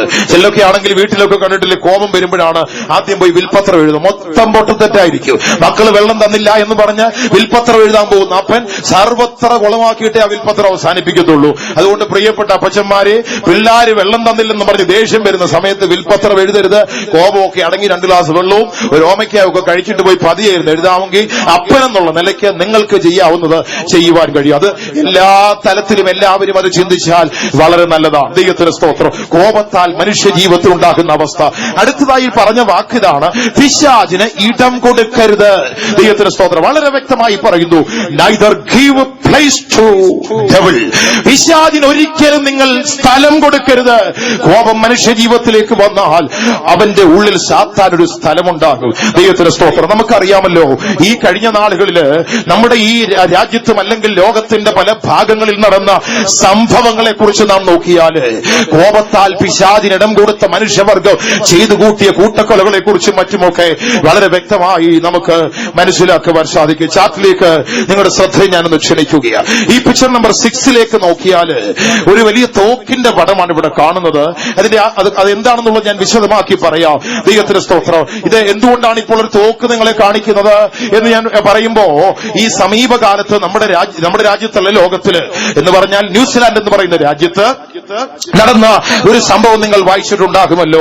കഴിഞ്ഞ മാർച്ച് മാസം 15-ാം തീയതി വെള്ളിയാഴ്ച ദിവസം ക്രൈസ്റ്റ് ചർച്ച്, ലിൻവുഡ്, സൺബർഗ് എന്ന് പറയുന്ന 2 സ്ഥലങ്ങളില് ദൈവത്തിന് സ്തോത്രം, ഓസ്ട്രേലിയക്കാരനായ ബ്രാൻഡൻ ടാരന്റ് എന്ന് പറയുന്ന ഒരു ചെറുപ്പക്കാരൻ അവിടെ പള്ളികളിൽ, അവരുടെ ചില ദേവാലയങ്ങളിൽ കയറി തുരുതുരായെന്ന് വെടിവെച്ച് ഏതാണ്ട് 49ഓളം പേർ പെട്ടെന്ന് അതിദാരുണമായി മരിക്കുവാനിടയായി. ദൈവത്തിന് സ്തോത്രം. ബ്രാൻഡൻ ടാരന്റ് എന്ന് പറയുന്ന ആ ഓസ്ട്രേലിയക്കാരൻ ഉപയോഗിച്ച തോക്കിന്റെ പടമാണ് ഇവിടെ കാണുന്നത്. ഞാനത് പറയുവാനുള്ള കാരണം, ശ്രദ്ധിച്ച് നോക്കാമെങ്കിൽ അതിലൊരു എഴുത്തുണ്ട്. അവൻ ആ തോക്കിൽ എഴുതിയിരിക്കുന്ന ഒരു പദം, വെൽക്കം ടു ഹെൽ, നരകത്തിലേക്ക് സ്വാഗതം എന്ന് പറഞ്ഞുകൊണ്ടാണ് അവൻ ഈ മാരകായുധം എടുത്ത് അനേകം പേരെ വെടിവെച്ച് ദാരുണമായി കൊന്നുകളഞ്ഞത്. ദൈവത്തിന് സ്തോത്രം. അതിന്റെ പിന്നിലും ഒരു ചരിത്രമുണ്ട്. ഏറിയ നാളുകൾക്ക് മുമ്പ് ഈ ബ്രാൻഡൻ ടാരന്റ് എന്ന് പറയുന്ന അദ്ദേഹത്തിന്റെ ഒരു മകളുണ്ടായിരുന്നു. അത് മറ്റേതൊരു സ്ഥലത്ത് വെച്ച് IS-ന്റെ തീവ്രവാദികൾ അവന്റെ മകളെ ബോംബെറിഞ്ഞ് കൊന്നതിന്റെ പ്രതികാരം മനസ്സിൽ വന്ന് അതിനുവേണ്ടി പ്രതികാരം ചെയ്യണമെന്നുള്ള ചിന്ത മനസ്സിലിട്ട് വളർത്തി കോപവും പ്രതികാരവും അവന്റെ മനസ്സിൽ വളർന്ന് അത് പ്രയോഗിക്കുവാനുള്ള അവസരം കിട്ടിയപ്പോൾ അവൻ ഉപയോഗിച്ച ആയുധത്തിലേക്ക് അവനൊരു പേര് കൊടുത്തു, വെൽക്കം ടു ഹെൽ, നരകത്തിലേക്ക് സ്വാഗതം. പ്രിയപ്പെട്ട ദൈവമക്കളെ, തിരുവചനം പറയുക, സാത്താൻ ഇടം കൊടുക്കരുത്. അവൻ തന്ത്രരൂപേണ, ഉപായരൂപേണ, വളരെ ശ്രദ്ധിക്കണം. പ്രിയപ്പെട്ട ദൈവമക്കൾ, എന്റെ കേൾവിക്കാരായ സ്നേഹിതരെ, കോപം നമ്മുടെ ജീവിതത്തിലേക്ക് കടന്നു വരുമ്പോൾ അനന്തര ഫലങ്ങൾ ചിലപ്പോൾ ഭയാനകമായിരിക്കും. അതുകൊണ്ട് നമ്മെ തന്നെ നിയന്ത്രിച്ച് സൂക്ഷിച്ചുകൊള്ളണം. ദൈവത്തിന് മഹത്വം ഉണ്ടാകട്ടെ. ജീവിതത്തെ നാം വളരെ ക്രമീകരിച്ചു പോകണം. ഇല്ലെങ്കിൽ സാത്താന്റെ ചതിയില്, അവന്റെ കുടുക്കുകളിൽ അകപ്പെട്ട് നാം നശിച്ചു പോകുവാൻ ഇടയായിത്തീരും. ദൈവത്തിന് സ്തോത്രം. 4-ാമത്തെ വിഷയത്തിലേക്ക് നാം വരുമ്പോൾ, ദൈവത്തിന് സ്തോത്രം, ഇസ്രായേലിന്റെ രാജാവായ ദാവീദിന്റെ ഒരു ചരിത്രമാണ്. ദിനവൃത്താന്തങ്ങളുടെ 1-ാം പുസ്തകം 21-ാം അധ്യായത്തിന്റെ 1-ാം വാക്യത്തിൽ സാത്താൻ ഒരു തന്ത്രം ദാവീദിൽ നിന്ന് പ്രയോഗിച്ചു. ഒന്ന് വായിച്ചാട്ടെ, 21-ന്റെ 1-ാമത്തെ വാക്യം. അനന്തരം സാത്താൻ ഇസ്രായേലിന് വിരോധമായി എഴുന്നേറ്റ് ഇസ്രായേലിനെ എണ്ണുവാൻ ദാവീദിന് തോന്നിച്ചു. നല്ല രാജാവ്, എല്ലാ സന്നാഹങ്ങളും ഉണ്ട്, ശക്തിയുണ്ട്, സൈന്യബലമുണ്ട്, ആയുധങ്ങളുണ്ട്. ഏത് പറഞ്ഞാലും അവന്റെ വാക്കുകൾ അനുസരിക്കുവാൻ ഇഷ്ടം പോലെ ആളുകളുണ്ട്. ഒരു ദിവസം പെട്ടെന്ന് രാവിലെ എഴുന്നേറ്റപ്പോ ബ്രദർ ഡേവിഡിന്, ദാവീദ് രാജാവിന്, ദാവീദ് സഹോദരന് ഒരു തോന്നല്, എന്റെ രാജ്യത്തുള്ള ബലവാന്മാരെ ഒക്കെ ഒന്ന് എണ്ണാം. അത് തോന്നിച്ചെന്താണെന്നറിയാമോ? സാത്താൻ തോന്നിച്ചതാണ്. ഇസ്രായേലിന് വിരോധമായി സാത്താൻ എഴുന്നേറ്റ് ദാവീദിനോടൊരു തോന്നൽ, ഒന്ന് എണ്ണാം. എന്താണ് കാരണമെന്നറിയാമോ? ശക്തി ഒന്ന് അളക്കണം. ചിലരൊക്കെ അങ്ങനെയൊക്കെ നോക്കാറുണ്ട്, ശക്തിയൊക്കെ അളക്കാൻ. അവരവരുടെ പ്രാപ്തി, എന്റെ ബാങ്ക് ബാലൻസ് എത്രയാണ്, ഞാൻ വിചാരിച്ചാൽ എന്തൊക്കെ നടക്കും, ദൈവത്തിന് സ്തോത്രം, ബലമുണ്ടോ എന്നൊക്കെ കാണിക്കുന്ന പലരെയും നമുക്ക് കാണാം. ഈ അടുത്ത കുറെ കാലങ്ങൾക്ക് മുമ്പ് ഞാൻ ഒരു വീട്ടിൽ ചെന്നപ്പോൾ ഒരു കൊച്ചു പയ്യനാണ്, തീരെ കൊച്ചാണ്. അവൻ ഇങ്ങോട്ട് ഓടി വന്ന് അവന്റെ ഉടുപ്പൊക്കെ ഊരി കളഞ്ഞിട്ട് എന്റെ അടുക്കൽ വന്നിട്ട് അവൻ ഇങ്ങനെ പിടിച്ചു കാണിക്കുക തന്നെ. ദൈവത്തിന് സ്തോത്രം. കോഴിയുടെ ചിറക് പിടിച്ചേക്കുന്ന പോലെ ഈ കൊച്ചനെ ഈ കൈയൊക്കെ ഇങ്ങനെ പിടിച്ചു കാണിച്ചിട്ട് ഇവിടെ നിന്ന് തട്ടി കാണിക്കുക. അവനെ ഓർമ്മ മാർബിളിന്റെ പരസ്യം കണ്ടിട്ടില്ല ഇങ്ങനെ നിൽക്കുന്നേ. അതൊക്കെ കണ്ടിട്ട് അതിന്റെ ഓർമ്മയിൽ അവന്റെ ശക്തി അവനൊന്ന് പ്രദർശിപ്പിച്ചതാണ്. എനിക്ക് ഉണ്ടെന്നൊരു കോഴി മസില് ഉണ്ടെന്നൊക്കെ പറഞ്ഞ് അവൻ കാണിക്കുക. ഒന്നുമില്ലെങ്കിലും അവന്റെ അപ്പനടുക്കലേക്ക് അപ്പനൊന്ന് തുമ്മിയാൽ മതി, ഇവൻ തെങ്ങുമുട്ടിപ്പോയി വീഴും. അവനും ഇങ്ങനെ കാണിക്കുക, അവന്റെ ശക്തിയൊക്കെ അളന്ന് ഒന്ന് പ്രദർശിപ്പിക്കുവാനുള്ള ആഗ്രഹം. ലോകത്തിലെ മനുഷ്യന്റെ ഉള്ളിൽ കുടികൊള്ളുന്ന ഒരു ചിന്തയാകുന്നു ഇത്. ശക്തി ഒന്ന് അളക്കണം, ഒന്ന് പ്രകടിപ്പിക്കണം. ഞാൻ വിചാരിച്ചാൽ പറയാറില്ലേ, ഞാൻ വിചാരിച്ചാലും വല്ലതൊക്കെ നടക്കും. ഒന്നും നടക്കത്തില്ല കേട്ടോ. പണ്ട് നമുക്കൊരു പാസ്റ്റർ ഉണ്ടായിരുന്നു. അദ്ദേഹം എന്ത് കാര്യം ചെന്നാലും, എന്ത് കാര്യം അദ്ദേഹത്തിന്റെ അടുക്കൽ ചെന്ന് ചോദിച്ചാൽ അദ്ദേഹം പറയും, അത് ഞാൻ ഇരിക്കുമ്പോൾ നടക്കുകയെന്ന് പറയും. ദൈവത്തിന് സ്വാഗതം. എന്തോ കാര്യം ചോദിച്ചാലും പറയും, അത് ഞാൻ ഇരിക്കുമ്പോൾ നടക്കുകയെന്ന് പറയും. അപ്പൊ കൂടെ ചെല്ലുന്നവർ ചോദിക്കും, അതെന്നാ പറ്റോ നടക്കാത്തത്? കുറെ നേരം കഴിഞ്ഞിട്ട് പറയടാ, അതെങ്ങനെയാടാ ഞാൻ ഇവിടെ ഇരിക്കുമ്പോൾ നടക്കുന്നേ? അത് ഞാൻ ഇരിക്കുമ്പോൾ നടക്കുകയല്ല. പ്രിയപ്പെട്ടവരെ, നിങ്ങൾ എന്തെങ്കിലുമൊക്കെ നടക്കുമെന്ന് നോക്കിയാൽ ഒന്നും നടക്കുകയില്ല. ദൈവത്തിന് സ്തോത്രം. യേശു പറഞ്ഞില്ലേ, എന്നെ പിരിഞ്ഞ് നിങ്ങൾക്കൊന്നും ചെയ്യുവാൻ സാധ്യമല്ല. എന്നെ പിരിഞ്ഞ് ഒന്നും ചെയ്യുവാൻ സാധ്യമല്ല. തിരുവചനം വളരെ വ്യക്തമായി നമ്മോട് ഓർപ്പിക്കുകയാണ്. ദൈവത്തിന് സ്തോത്രം. സാത്താൻ ഇടം കൊടുക്കാതിരിക്കണം. ഇസ്രായേലിന് വിരോധമായി ഇസ്രായേലിന് വിരോധമായി എഴുന്നേറ്റ സാത്താൻ ദാവീദിന്റെ മനസ്സിൽ ഒരു തോന്നൽ കൊടുക്കുകയാണ്. ദൈവത്തിന് സ്തോത്രം. അപ്പൊ തന്റെ സൈന്യാധിപനായ യോവാബിനെ വിളിച്ചിട്ട് പറഞ്ഞു, പെട്ടെന്ന് എണ്ണിക്കൊണ്ടുവരാൻ പറഞ്ഞു. യോവാബ് വലിയ ആത്മീയനൊന്നുമല്ല, സഭായത്തിന് എല്ലാ ദിവസവും പോകുന്ന ആളൊന്നുമല്ല. 3-ാമത്തെ പാട്ടിന് മുമ്പ് ആത്മാവിൽ ചാടി അടുത്ത ആളിന്റെ തോളെ കയറുന്ന ആളൊന്നുമല്ല. അത്ര വലിയ ആത്മീയനൊന്നും, ഒരു സാധാരണ വിശ്വാസിയാണ്. യോവാബ് പറഞ്ഞു, അപ്പച്ച എന്തിനാ ഈ പണിക്ക് പോകുന്നത്? ഇഷ്ടം പോലെ സൗകര്യങ്ങളുണ്ടല്ലോ, നമുക്ക് ആവശ്യത്തിൽ അധികമില്ലേ, പിന്നെ എന്നത്തിനാ ഇത് പോകുന്നത്? രാജാവിന്റെ അവിടെ വായിക്കുന്നത് യോവാബിന് രാജാവിന്റെ കൽപ്പന അനുസരിക്കേണ്ടി വന്നു. ദൈവത്തിന്റെ സോദരൻ. പ്രിയപ്പെട്ടവരെ, ചിലപ്പോ വലിയ ആത്മീയരൊന്നും അല്ലെങ്കിലും ചിലർ പറയുന്ന ദൂതുകളുണ്ടല്ലോ. ദൈവത്തിന് സ്തോത്രം. ചില പാവപ്പെട്ട സഹോദരങ്ങളൊക്കെ പറയുന്ന ചില ദൂതുകളൊക്കെ വളരെ പ്രയോജനപ്പെട്ടതാ. കേട്ടോണം, കേട്ടനുസരിച്ചോളണം, അത് വളരെ നല്ലതാ. യോവാബ് അത്ര വലിയ മിടുക്കനൊന്നുമല്ല, അവസരം കിട്ടിയാൽ ആരെയും തട്ടുന്നവനാ. പക്ഷേ അവൻ ആ സമയത്ത് പറഞ്ഞ ദൂത്, രാജാവേ, എന്തിനാണ് അങ്ങ് ഈ ആളെ അളക്കാൻ പോകുന്നത്? ഇസ്രായേലിന്റെ ദൈവം അങ്ങയ്ക്ക് കുറവായിട്ടുള്ളതൊക്കെ തരില്ലേ? രാജാവിന്റെ കൽപ്പന യോവാബ് അനുസരിച്ചു. ആളിന്റെ എണ്ണവും സൈന്യത്തിന്റെ ബലവും ഒക്കെ പറഞ്ഞു. ദൈവകോപം ദാവീദിന്റെ മേൽ വന്നു. ഒരു പ്രവാചകനെ അവന്റെ അടുക്കലേക്ക് അയച്ചിട്ട് പറഞ്ഞു, നീ ദാവീദിന്റെ അടുക്കൽ പോയി പറയണം, 3 വിധമായ ശിക്ഷകൾ. ഒന്നുകിൽ ക്ഷാമം, 3 ക്ഷാമം നിന്റെ ജീവിതത്തിലേക്ക്, ഭയങ്കര ക്ഷാമം. അല്ലെങ്കിൽ 3 മാസം നിന്റെ മേലെ വരുന്ന ചില പോരാട്ടങ്ങളാൽ നീ നശിപ്പിക്കപ്പെടേണ്ടതായിട്ട് വരും. അല്ലെങ്കിൽ 3 ദിവസത്തെ മഹാമാരി നിന്റെ ജീവിതത്തിൽ വരണം. ഏതാണ് ഏറ്റെടുക്കേണ്ടത്? ദാവീദ് മനസ്താപം കൊണ്ട് വിളിച്ചു പറഞ്ഞു, അയ്യോ, ഞാനിത് മനുഷ്യന്റെ കയ്യിൽ വീഴരുത്, ദൈവത്തിന്റെ കയ്യിൽ വീഴുന്നത് നല്ലത്. അവന്റെ മേൽ ആ ദേശത്ത് 3 ദിവസത്തെ മഹാമാരി വന്നു. 70,000 പേര് പട്ടുപോയി. വെറുതെ ഇരുന്നപ്പോ വലിയപ്പന് തോന്നിയ ഒരു ചിന്തയാ, ഒന്ന് എണ്ണി നോക്കിയേക്കാം, ഒരു കുഴപ്പമില്ല, ഇരുന്നിടത്ത് 70,000 പേര് ചത്തുപോയി. ആവശ്യമില്ലാതെ ശക്തി അളക്കാൻ പോകരുത്, ഉള്ളതും കൂടെ പൂക്കളയും. ദൈവത്തിന് സ്തോത്രം. ആവശ്യമില്ലാത്ത നേരത്ത് പ്രാപ്തി അളക്കാനും ബലം പരിശോധിക്കാനും ഒക്കെ പോയാൽ ഉള്ള ബലങ്ങളില്ലാതെ ശൂന്യമായ അവസ്ഥയിലേക്ക് പോകും. അത് സാത്താന്റെ മറ്റൊരു തന്ത്രമാണ്. വീണ്ടും നാം ദൈവവചനത്തിലേക്ക് വരുമ്പോൾ 5-ാമതായി തിരുവചനം പറയുന്നു, അവന്റെ തന്ത്രങ്ങളിലൊന്ന്, അവൻ നമ്മെ സംശയാലുക്കളാക്കി തീർക്കും. ദൈവത്തിന് സ്തോത്രം. വായിച്ചാട്ടെ ഉൽപ്പത്തി പുസ്തകം 3-ാം അധ്യായത്തിന്റെ 1-2 വാക്യങ്ങൾ വായിക്കുമ്പോൾ വായിക്കാം. 3-ന്റെ 1-2 വാക്യങ്ങൾ. യഹോവയായ ദൈവം ഉണ്ടാക്കിയ എല്ലാ കാട്ടുജന്തുക്കളെക്കാളും പാമ്പ് കൗശലമേറിയതായിരുന്നു. അത് സ്ത്രീയോട്, തോട്ടത്തിലെ യാതൊരു വൃക്ഷത്തിന്റെ ഫലവും നിങ്ങൾ തിന്നരുതെന്ന് ദൈവം വാസ്തവമായി കൽപ്പിച്ചിട്ടുണ്ടോ? ഒറ്റ ചോദ്യത്തിൽ സഹോദരി ആകപ്പാടെ കൺഫ്യൂസ്ഡ് ആയി. വാസ്തവമായി കൽപ്പിച്ചിട്ടുണ്ടോ? സാത്താന്റെ തന്ത്രങ്ങളിലൊന്നാണ് നമ്മളെ ആകെ അങ്ങ് ഈ ഡൗട്ട്ഫുൾ മൈൻഡഡ് ആക്കും. ദൈവത്തിന് സ്തോത്രം. സംശയമുള്ളവർ ചിലരെ കണ്ടിട്ടില്ല, ഭയങ്കര സംശയം. രാവിലെ എഴുന്നേറ്റാൽ രാത്രി 11:45 ഉറങ്ങുന്നിടം വരെ സംശയമാണ്. കോഴി മുറ്റത്തൂടെ നടന്നു പോയാൽ പോലും സംശയം. ആരാണെന്നൊക്കെ ചിന്തിച്ചു കളയും. വലിയ സംശയമുള്ള മനുഷ്യരുണ്ട്. ഇരുന്നാൽ സംശയം, എഴുന്നേറ്റാൽ സംശയം. അവരിട്ടിരിക്കുന്ന വസ്ത്രത്തെ പോലും സംശയമുള്ള ആളുകൾ. ചിലർ വെള്ളം കുടിക്കത്തില്ല, വീട്ടിൽ ഭാര്യ കൊടുക്കുന്ന വെള്ളം കുടിക്കത്തില്ല, മിനറൽ വാട്ടർ വാങ്ങിച്ചു വെച്ചിട്ടുണ്ട്, അത് മാത്രമേ കുടിക്കത്തുള്ളൂ. ചിലർ വീട്ടിൽ നിന്ന് ആഹാരം കഴിക്കത്തില്ല, സ്വന്തമായി പ്രിപ്പയർ ചെയ്തേ കഴിക്കത്തുള്ളൂ. ആരെയും വിശ്വാസമില്ല. ദൈവത്തിന് സ്തോത്രം. എന്താ കാരണമെന്ന് ചോദിച്ചാൽ അത് സാത്താന്റെ ഒരു തന്ത്രമാണ്. ഡൗട്ട്ഫുൾ ആക്കി തീർക്കുക, സംശയങ്ങൾ കൊണ്ട് നിറച്ച ഒരവസ്ഥയിലേക്ക് നമ്മെ മാറ്റുക. ഈ തന്ത്രം പിശാചിന്റേതാണെന്ന് അറിഞ്ഞ് ദൈവമക്കളെ അതിൽ നിങ്ങൾ ഒഴിവായിക്കൊള്ളണം. മറ്റു ചില കാര്യങ്ങൾ കൂടെ ഞാൻ ഓർപ്പിച്ചു പോകാം.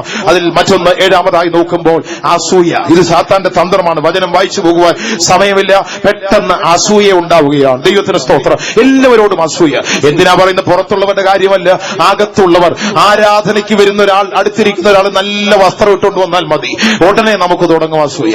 ദൈവത്തിന് സ്തോത്രം. വന്നിരിക്കുന്ന ആളുടെ പ്രത്യേകിച്ച് സഹോദരിമാരുടെ സൈഡിലൊക്കെ അങ്ങനെയുള്ള അനുഭവങ്ങൾ കാണാം. ഒന്ന് നോക്കൂ, എങ്ങനെയുണ്ട് വസ്ത്രം.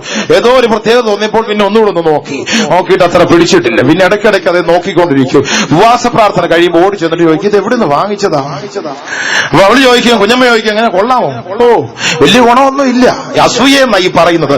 വസ്ത്രം ധരിച്ചാൽ മറ്റുള്ളവന്റെ ചെറു നന്മകളിൽ പോലും അസൂയ. അത് പ്രകടിപ്പിക്കുന്നത് നമ്മുടെ അസ്വസ്ഥതകളിലൂടെയാണ്. അടുത്തുള്ള ഒരു സഹോദരൻ ഒരു കാർ വാങ്ങിച്ചാൽ പെട്ടെന്ന് അസൂയായിരിക്കും. ദൈവത്തിന് സ്തോത്രം. അതിനേക്കാൾ വലിയതൊരെണ്ണം വേണമെന്നാണ്.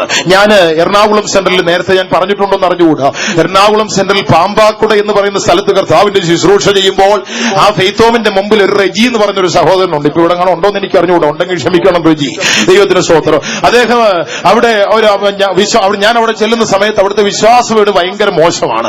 ദൈവത്തിന്റെ കൃപയാൽ ഒരു നല്ല വിശ്വാസ വീട് ദൈവം അവിടെ തന്നു. അപ്പോ ഇദ്ദേഹത്തിന്റെ വീടും തേക്കാത്തതും ഒരു ഗുണമില്ലാത്തൊരു വീടാണ്. ഞാൻ ആ വിശ്വാസ വീട് തേച്ചെല്ലാം കഴിഞ്ഞപ്പോൾ ഇദ്ദേഹം പതിയെ സിമെന്റും കട്ടയൊക്കെ ഇറക്കി പരിപാടി തുടങ്ങി, തേച്ച് വൃത്തിയാക്കി. ഞാനതിന് വൈറ്റ് എമർഷൻ അടിച്ചപ്പോൾ അദ്ദേഹം വെള്ളയടിക്കാൻ തുടങ്ങി. ഞാനതിന് സൈഡിലൊരു ബ്ലൂ ബോർഡർ കൊടുത്തപ്പോൾ അങ്ങേരും അതിന് ബ്ലൂ ബോർഡർ കൊടുത്തു. ഞാൻ അതിന്റെ ഷെയ്ഡിന്റെ പുറത്ത്, മുമ്പിൽ ഒരു ഷെയ്ഡ് ഉണ്ടായിരുന്നു, ഞാൻ അല്പം ചുമന്ന കളറിലുള്ള ഓട് വാങ്ങി ഒട്ടിച്ചപ്പോൾ അദ്ദേഹം അതിന്റെ പുറത്ത് ചുമന്ന കളറിലുള്ള പെയിന്റ് അടിച്ചു.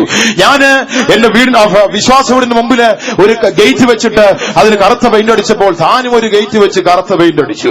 എന്റെ വിശ്വാസ വീടിന്റെ ആ കാർപോർച്ചിനകത്ത് ഞാൻ ഇന്റർലോക്ക് ടൈലിട്ടപ്പോൾ അദ്ദേഹവും അതേ ടൈൽ അവിടെ കൊണ്ടിട്ടു. ദൈവത്തിന് സ്തോത്രം. ഞാൻ വീടിന്റെ മുകളിൽ സ്റ്റീൽ ട്രസ് ചെയ്തപ്പോൾ അദ്ദേഹം 2-ാം നില പണിഞ്ഞു. ഞാൻ ദൈവത്തെ സ്തുതിച്ചു. എത്ര നല്ലവനാ. നമ്മൾ പണിഞ്ഞാൽ മതി, അടുത്തുള്ളവന് നന്മ ഉണ്ടാകും. അവൻ ചൊറിച്ചിൽ കയറി ചെയ്തതാണെങ്കിലും സാരമില്ല. ദൈവത്തിന് സ്തോത്രം. അവൻ നന്നായല്ലോ എന്നുള്ള ചിന്ത മാത്രമേ എനിക്കുണ്ടായിരുന്നുള്ളൂ. ചേർക്ക് ഇങ്ങനെ സഹിക്കാൻ പറ്റത്തില്ല. ആരെന്ത് ചെയ്താലും എന്തെല്ലാം പ്രവൃത്തി ചെയ്താലും സഹിപ്പാൻ കഴിയാതെ ഇത് എവിടുന്നെന്ന് ചോദിച്ചാൽ സാത്താൻ ഇഞ്ചക്ട് ചെയ്ത പോയിസൺ അകത്ത് കിടക്കുകയാണ്. ഈ വിഷം അകത്ത് കിടന്ന് ഇങ്ങനെ പതിയെ പതിയെ പ്രവർത്തിക്കുന്നതിന്റെ ഫലമാണ് ഇങ്ങനെയുള്ള അനുഭവങ്ങൾ. ദൈവത്തിന് സ്തോത്രം. അസൂയ ഉളവാകുക. മറ്റൊന്ന് നിരാശ. ദൈവത്തിന് സ്തോത്രം. ഡിസപ്പോയിന്റ്മെന്റ്. പെട്ടെന്ന് നിരാശകൾ വരിക. ചിലരെ കണ്ടിട്ടില്ലേ, നല്ല സന്തോഷമായിരുന്നവർ പെട്ടെന്ന് ഒരു ദിവസം നിരാശയ്ക്ക് അടിമയായി പോകുന്നു. പ്രവർത്തനങ്ങളെല്ലാം തകരുന്നു, താറുമാറായി പോകുന്നു. നിരാശ ഇത് സാത്താന്റെ ആയുധങ്ങളിൽ മറ്റൊരു കാര്യമാണ്. ദൈവത്തിന് സ്തോത്രം. എട്ടാമതായി നോക്കുമ്പോൾ അരഗൻസ് അല്ലെങ്കിൽ പ്രൈഡ്, അഹങ്കാരം എന്ന് പറയൂ. ഏത് സാഹചര്യങ്ങളും എന്തെല്ലാം മുമ്പിൽ വന്നാലും ആരെയും കൂസാതെ ആരെയും വകവയ്ക്കാതെ അഹങ്കാരത്തിന്റെ പ്രവൃത്തികളും വാക്കുകളും ചെയ്യുന്നവരെ നമുക്ക് കാണാം. ഇതും സാത്താന്റെ പ്രവൃത്തികളിൽ മറ്റൊരനുഭവമാണെന്ന് നമുക്ക് മനസ്സിലാക്കുവാൻ കഴിയുന്നു. ഒൻപതാമത്തെ വിഷയം ഡിസ്കറേജ്മെന്റ് അഥവാ നിരുത്സാഹം, അധൈര്യം എന്നുള്ള അനുഭവത്തെ നമുക്ക് കാണുവാൻ കഴിയും. ഇന്ന് പലരും ആ വിഷയത്തെക്കുറിച്ച് അല്പമായി ഞാനൊന്ന് ഓർപ്പിച്ചു കൊള്ളട്ടെ. ഇന്ന് പലരും ഉത്സാഹത്തിൽ ജീവിച്ച പലരും പെട്ടെന്ന് നിരുത്സാഹം. ബൈബിളിൽ തന്നെ പറയുന്നു, ഉത്സാഹത്തിൽ മടുപ്പില്ലാതെ ആത്മാവിൽ എരിവുള്ളവരായി. ദൈവത്തിന് സ്തോത്രം. ചിലരെ കണ്ടിട്ടില്ലേ, നല്ല ഉണർവ് വരുമ്പോൾ വലിയ സന്തോഷത്തോടെ അങ്ങ് പ്രാർത്ഥനയ്ക്കും കൂട്ടത്തിലും ഒക്കെ പോകും. പഴയ ആളുകളൊക്കെ പറയും മുഴുത്ത മാനസാന്തരം 3 മാസം ഒന്ന്. ഇത് 3 മാസമൊന്നും വേണ്ട, 3 ആഴ്ച പോലും നിൽക്കത്തില്ല. ഉത്സാഹമൊക്കെ പെട്ടെന്ന് അങ്ങ് പോകും. 2 ആഴ്ച ഉണർവ്, 7 ആഴ്ച നിരുത്സാഹം. ദൈവത്തിന് സ്തോത്രം. അങ്ങനെയായി പോകരുത്. ഇത് എവിടുന്ന് വരുന്നു എന്ന് വെച്ചാൽ ചിലപ്പോൾ ആരുടെയെങ്കിലും ഒരു വാക്കായിരിക്കാം, അല്ലെങ്കിൽ ആരുടെയെങ്കിലും ഒരു പ്രവൃത്തിയായിരിക്കാം നിരുത്സാഹപ്പെടുത്തുന്ന അവസ്ഥകള്, അധൈര്യപ്പെടുന്ന അവസ്ഥകള്. ഞാൻ 1-2 വിഷയങ്ങൾ അതിനെക്കുറിച്ചൊന്ന് പറഞ്ഞു കൊള്ളട്ടെ. നമ്മുടെയൊക്കെ മനസ്സിൽ ഒന്ന് ചിന്തിച്ചു നോക്കിയാൽ മതി. നമ്മളിൽ ആവിധമായ ചിന്തകൾ ഏതെങ്കിലും ഇപ്പോൾ കുടികൊള്ളുന്നുണ്ടോ എന്നൊന്ന് പരിശോധിക്കണം. വ്യക്തിപരമായ ജീവിതത്തെ നാം ഒന്ന് ശോധന ചെയ്യണം. ഈ നിരുത്സാഹവും അധൈര്യവും നമ്മുടെ ജീവിതത്തിൽ വരുമ്പോൾ അവർ സ്വാഭാവികമായി അങ്ങോട്ട് ഉൾവലിയാൻ തുടങ്ങും. ദൈവത്തിന് സ്തോത്രം. അവരങ്ങ് പ്രത്യേകമായ രീതിയിൽ അകത്തേക്ക് മാറിയിട്ട് ചില സ്വയമായ കണ്ടുപിടുത്തങ്ങൾ അവർ നടത്തും. അവർ ഒന്നാമത്തെ കാര്യം എന്ന് പറഞ്ഞത്, അവർ പറയും ഐ ആം നോട്ട് ഗുഡ്, ഞാൻ ഒരു നല്ലതല്ല, ഞാൻ ഒന്നിനും പറ്റിയതല്ല, പ്രത്യേകിച്ച് എന്നെ കൊണ്ട് ഒന്നിനും പറ്റിയതല്ല, ഞാൻ ചേർന്നതല്ല എന്നുള്ള ചിന്ത. ഏത് കാര്യങ്ങൾ വന്നാലും അവിടെ ഒന്ന് പെട്ടെന്ന് അവർ ഒഴിഞ്ഞു പോകുവാനിടയായിത്തീരും. മറ്റൊരു വിഷയം, I am not making difference, ഞാൻ പ്രത്യേകിച്ച് ഒന്ന് ചെയ്താലും എന്തെങ്കിലും പ്രത്യേകിച്ച് ചെയ്താലും അതിനകത്ത് മാറ്റമൊന്നും വരാൻ പോകുന്നില്ല. എന്ന് പറയാറില്ലേ, ഇപ്പൊ ഞാൻ ചെയ്താലും വലിയ പ്രത്യേകതയൊന്നും വരാൻ പോകുന്നില്ല, ആരെങ്കിലും ചെയ്തോട്ടെന്നേ എന്നുള്ള ധാരണ. ഉത്തരവാദിത്തങ്ങളിൽ നിന്ന് ഒഴിഞ്ഞു മാറി പോകുവാനുള്ള ചില അനുഭവങ്ങൾ ചിലപ്പോൾ വരാറുണ്ട്. മറ്റൊന്ന്, അടുത്തൊരു ചിന്ത അവരിൽ വരുന്നത്, ഞാൻ എന്തോ ചെയ്താലും കുഴപ്പത്തിലേ അവസാനിക്കത്തുള്ളൂ. ഈ ചിന്ത ചിലരുടെയൊക്കെ മനസ്സിലുണ്ട്. നിരാശ ബാധിക്കുമ്പോൾ, അധൈര്യം വരുമ്പോൾ, ദൈവത്തിന് സ്തോത്രം, അവർ പറയുന്ന ഒരു വാക്കാണ്, എന്നോട് പറയല്ലേ, ഞാൻ ഒന്നാമത് കഴിഞ്ഞ ആഴ്ച ചെയ്ത് മൊത്തം കുളമായതാ, ഇപ്പൊ ഇന്നലെ ഒരെണ്ണം ചെയ്തിട്ട് അതും പൊളിഞ്ഞു കിടക്കുകയാണ്, ഇനി ഞാൻ ചെയ്താലും തകർന്നു പോകത്തേ ഉള്ളൂ, എന്നെ കൊണ്ട് പറ്റത്തില്ല, ഞാനതിന് കഴിവുള്ളവനല്ല, ഞാൻ എന്ത് ചെയ്താലും കുഴപ്പത്തിലേ പോയി അവസാനിക്കുകയുള്ളൂ എന്നുള്ള ഒരു ചിന്ത. ദൈവത്തിന് സ്തോത്രം. ഇനി 4-മത്തെ ഒരു വിഷയം കൂടെ പറഞ്ഞാൽ അവിടെ നിന്ന് മാറാം. ദൈവത്തിന് സ്തോത്രം. ചിലര് പറയാറില്ലേ, ഞാൻ കളഞ്ഞിട്ട് എന്റെ പാട്ടിന് പോകും. ചിലര് പറയാറുള്ള വാക്കാണ്, എന്നോട് കൂടുതലൊന്നും പറഞ്ഞു, ഞാൻ ഇട്ടിട്ട് എന്റെ പണിക്ക് പോകുമെന്ന് പറയും. ഇത് നിരുത്സാഹത്തിൽ നിന്നും അധൈര്യത്തിൽ നിന്നും വരുന്നതാ. ഇന്ന് രാത്രി ഇവിടെ ഇരിക്കുന്ന ആർക്കെങ്കിലും അങ്ങനെയുള്ള തോന്നലുകളുണ്ടോ? ദൈവത്തിന് സ്തോത്രം. ഞാൻ ആ കാര്യത്തിന് പറ്റിയതല്ല എന്ന് തോന്നൽ വരുമ്പോൾ നിങ്ങൾ ഓർത്തുകൊള്ളണം, സാത്താന്റെ ഒരു ഡിവൈസ് നിങ്ങളിൽ പ്രവർത്തിക്കുകയാണ്. അവന്റെ തന്ത്രങ്ങൾ അവൻ നിന്നിൽ പ്രയോഗിച്ചുകൊണ്ടിരിക്കുകയാണ്. ഞാൻ പ്രത്യേകിച്ച് ഇപ്പോ അത് ചെയ്താൽ വ്യത്യാസമൊന്നും വരാൻ പോകുന്നില്ല, ആര് ചെയ്താലും അങ്ങനെയാണെങ്കിൽ ഞാൻ ചെയ്താലും വ്യത്യാസമില്ല എന്ന് തോന്നുന്ന ഒരവസ്ഥ, അത് സാധാന്യമായ ഒരു ചിന്തയാണ്. ഞാൻ എന്തു ചെയ്താലും കുഴപ്പത്തിലെ അവസാനിക്കൂ എന്നുള്ള ഒരു അനുഭവമാണെങ്കിൽ ഓർത്തുകൊള്ളണമേ, അത് ശത്രുവിന്റെ ഒരു തന്ത്രങ്ങളിൽ ഒന്നാണ്. ചില ജീവിതത്തിൽ ചില പ്രയാസങ്ങൾ വരുന്ന സമയത്ത് ചിലർ പറയുന്ന വാക്കാണ്, പലരും പറയുന്ന വാക്കാണ്, ഞാൻ ഇട്ടിട്ട് പോകും, ഞാൻ കളഞ്ഞിട്ട് എന്റെ പാട്ടിന് പോകും. ചില സഹോദരിമാരൊക്കെ വീട്ടിൽ വഴക്കുണ്ടാകുമ്പോൾ പറയാറുണ്ട്, ഇതിന് സ്തോത്രം, അധികവനി പറഞ്ഞോണ്ടോ ഞാൻ എന്റെ വീട്ടിലേക്ക് ഒറ്റ പോക്കങ്ങ് പോകുമെന്ന് പറയും. അവിടെ ചെന്നാൽ 3-ാം ദിവസം തിരിച്ചു വരാനേ പറ്റൂ, പ്രത്യേകിച്ചൊന്നും നടക്കുകയില്ല, കളഞ്ഞിട്ട് പോകും, ഇട്ടിട്ട് പോകും എന്നൊക്കെയുള്ള ചിന്തകൾ. പ്രിയപ്പെട്ടവരെ, ഇത് ശത്രുവിന്റെ തന്ത്രമാ. അത് നിമിത്തം നമുക്ക് എന്ത് സംഭവിച്ചു, എന്തെങ്കിലും അഭിവൃദ്ധി ഉണ്ടായോ? തോൽവികളല്ലേ ഉണ്ടാകുന്നുള്ളൂ. അവന്റെ തന്ത്രങ്ങളെ നിങ്ങൾ അറിഞ്ഞാട്ട് അങ്ങനെയുള്ള ചിന്തകൾ വരുമ്പോൾ പെട്ടെന്ന് അതിൽ നിന്ന് റിക്കവർ ആകുവാൻ നിങ്ങൾ ശ്രമിച്ചാട്ടെ. നിരുത്സാഹവും അധൈര്യവും നിങ്ങളെ പിടികൂടാതെ നിങ്ങളെ സൂക്ഷിച്ചു കൊള്ളണം. ഏറ്റവും അവസാനമായിട്ടുള്ള ഒരനുഭവമാണ് സെൽഫ് പിറ്റി എന്ന് പറയുന്നത്. എന്ന് പറഞ്ഞാൽ സ്വയാനുകമ്പ. അവരവരോട് തന്നെ ഒരു വലിയ അലിവങ്ങ് തോന്നുകയാണ്. ദൈവത്തിന് സ്തോത്രം. സ്വയാനുകമ്പ, അങ്ങനെയുള്ള അനുഭവം ജീവിതത്തിൽ ഒരിക്കലും വരരുത് കേട്ടോ. ദൈവത്തിന് സ്തോത്രം. ഇപ്രകാരം ഒരു പറച്ചിലുണ്ട്, 2 കാര്യങ്ങളുള്ളവര് ഒരിക്കലും ശ്രേഷ്ഠരാവുകയില്ലെന്നാണ്. വിമർശനങ്ങളെ പേടിക്കുന്നവരും പിന്നെ സിമ്പതി ആഗ്രഹിക്കുന്നവരും. ഇവർ 2 കൂട്ടരും ഒരിക്കലും ശ്രേഷ്ഠരാകുകയില്ല. ചിലരെ ആരെങ്കിലും എന്തെങ്കിലും ഒന്ന് പറഞ്ഞ് വിമർശിച്ചാൽ മതി, പിന്നെ ഒരാഴ്ചത്തേക്ക് ഒന്നും കഴിക്കത്തില്ല. ആകപ്പാടെ വയറുവേദനയും തലവേദനയും കൊഴുക്ക് വേദനയും ഒക്കെ ആയിട്ട് ആകപ്പാടെ ഇരിപ്പായിരിക്കും. ആരും എന്നാൽ ഇവരാണെങ്കിൽ നാട്ടുകാരെ മൊത്തം വിമർശിക്കുകയും ചെയ്യും. അവരെ തിരിഞ്ഞൊരു വാക്ക് പറഞ്ഞാൽ പിന്നെ ആകപ്പാടെ നിരാശയും സങ്കടവും ദുഃഖവും വേദനയാണ്. പിന്നെയോ മറ്റൊന്ന് സിമ്പതി. എപ്പോഴും അങ്ങ് സിമ്പതി ആഗ്രഹിക്കുക. എല്ലാവരും എന്നോട് അലിവ് കാണിക്കണം, എന്നോട് ദയവ്. പ്രിയപ്പെട്ടവര്, നമ്മോട് ആരും അലിവൊന്നും കാണിക്കണ്ട. സ്വർഗത്തിലെ ദൈവത്തിന് നമ്മോട് ദയ ഉണ്ടെങ്കിൽ അത് മതി. അതിനപ്പുറത്ത് വേറൊന്നും വേണ്ട. ഇനി നമ്മെ മറ്റുള്ളവരെന്തെങ്കിലും പറയുന്നെങ്കിൽ വിമർശിക്കുന്നവരെ മുഖമടിക്കാൻ പോകരുത്. നമ്മെ ആരെങ്കിലും കുറ്റം പറഞ്ഞാല് അവരെ വെടിവെക്കാനൊന്നും നമ്മൾ പോകണ്ട. അർഹിക്കുന്ന വില കൊടുത്തിട്ട് എടുക്കാനുള്ളത് എടുക്കണം, ബാക്കിയുള്ളത് വിട്ടേക്കണം. ദൈവത്തിന് സ്തോത്രം. ക്യാച്ച് ചെയ്യാനുള്ളത് നമ്മൾ എടുത്തുകൊള്ളണം. എടുത്തിട്ട് മീതിയുള്ളതിനെ നാം വിട്ടുകളഞ്ഞാൽ നമുക്ക് നമ്മുടെ ജീവിതത്തിൽ ശ്രേഷ്ഠരായി പോകാം. ശത്രുവിന്റെ തന്ത്രങ്ങൾ നമുക്ക് നേരെ വരുന്നത്, ഒന്ന്, അവൻ നമ്മെ തടയുന്ന അനുഭവങ്ങൾ അവന്റെ ജീവിതത്തിലുണ്ട്. അവൻ നമ്മെ തടവിലാക്കുന്നു. രണ്ട്, നമ്മുടെ ശുശ്രൂഷകളെ അവൻ തടയുന്നു. കോപിച്ച് പിശാചിനിടം കൊടുത്ത ദോഷ പ്രവർത്തികൾ നമ്മെ അവൻ ചെയ്യിക്കുന്നു. ദൈവത്തിന് സ്തോത്രം. നമ്മുടെ ശക്തിയും ബലവും പ്രാപ്തിയും ഒക്കെ അളന്ന് ഞാൻ ബലവാൻ എന്നുള്ള ധാരണ നമ്മിൽ വരുന്നത് സാത്താന്റെ തന്ത്രങ്ങളിൽപ്പെട്ടതാകുന്നു. നമ്മെ സംശയാലുക്കളാക്കുന്നത്, അസൂയുള്ളവരാക്കുന്നത്, നിരാശയുള്ളവരാക്കുന്നത്, ദൈവത്തിന് സ്തോത്രം, അഹങ്കാരികളാക്കുന്നത്, നമ്മെ നിരുത്സാഹപ്പെടുത്തി സ്വയാനുകമ്പയ്ക്ക് അടിമപ്പെടുത്തി നമ്മെ കളയുന്നത് സാത്താന്റെ തന്ത്രങ്ങളാണ്. ഇന്ന് രാത്രി എന്നെ കേൾക്കുന്ന പ്രിയപ്പെട്ട ദൈവമക്കളെ, അതിൽ നമുക്ക് പൂർണ്ണമായ ഒരു വിജയമുണ്ടാകണം. സാത്താന്യ ശക്തികൾക്ക് വിരോധമായി യുദ്ധം ചെയ്യുവാൻ നിൽക്കുമ്പോൾ, അവന്റെ ഡിവൈസുകൾ നിങ്ങൾക്ക് നേരെ അവൻ പ്രയോഗിക്കുമ്പോൾ, നിങ്ങൾ അതിൽ ദൈവത്തിൽ ആശ്രയിച്ച്, കർത്താവിന്റെ കൃപയിൽ ആശ്രയിച്ച് ജയമെടുക്കുവാൻ നിങ്ങൾ ആഗ്രഹിച്ചുകൊള്ളണം. ദൈവത്തിന്റെ കൃപയിലേക്ക് നിങ്ങൾ മറഞ്ഞുകൊള്ളണം.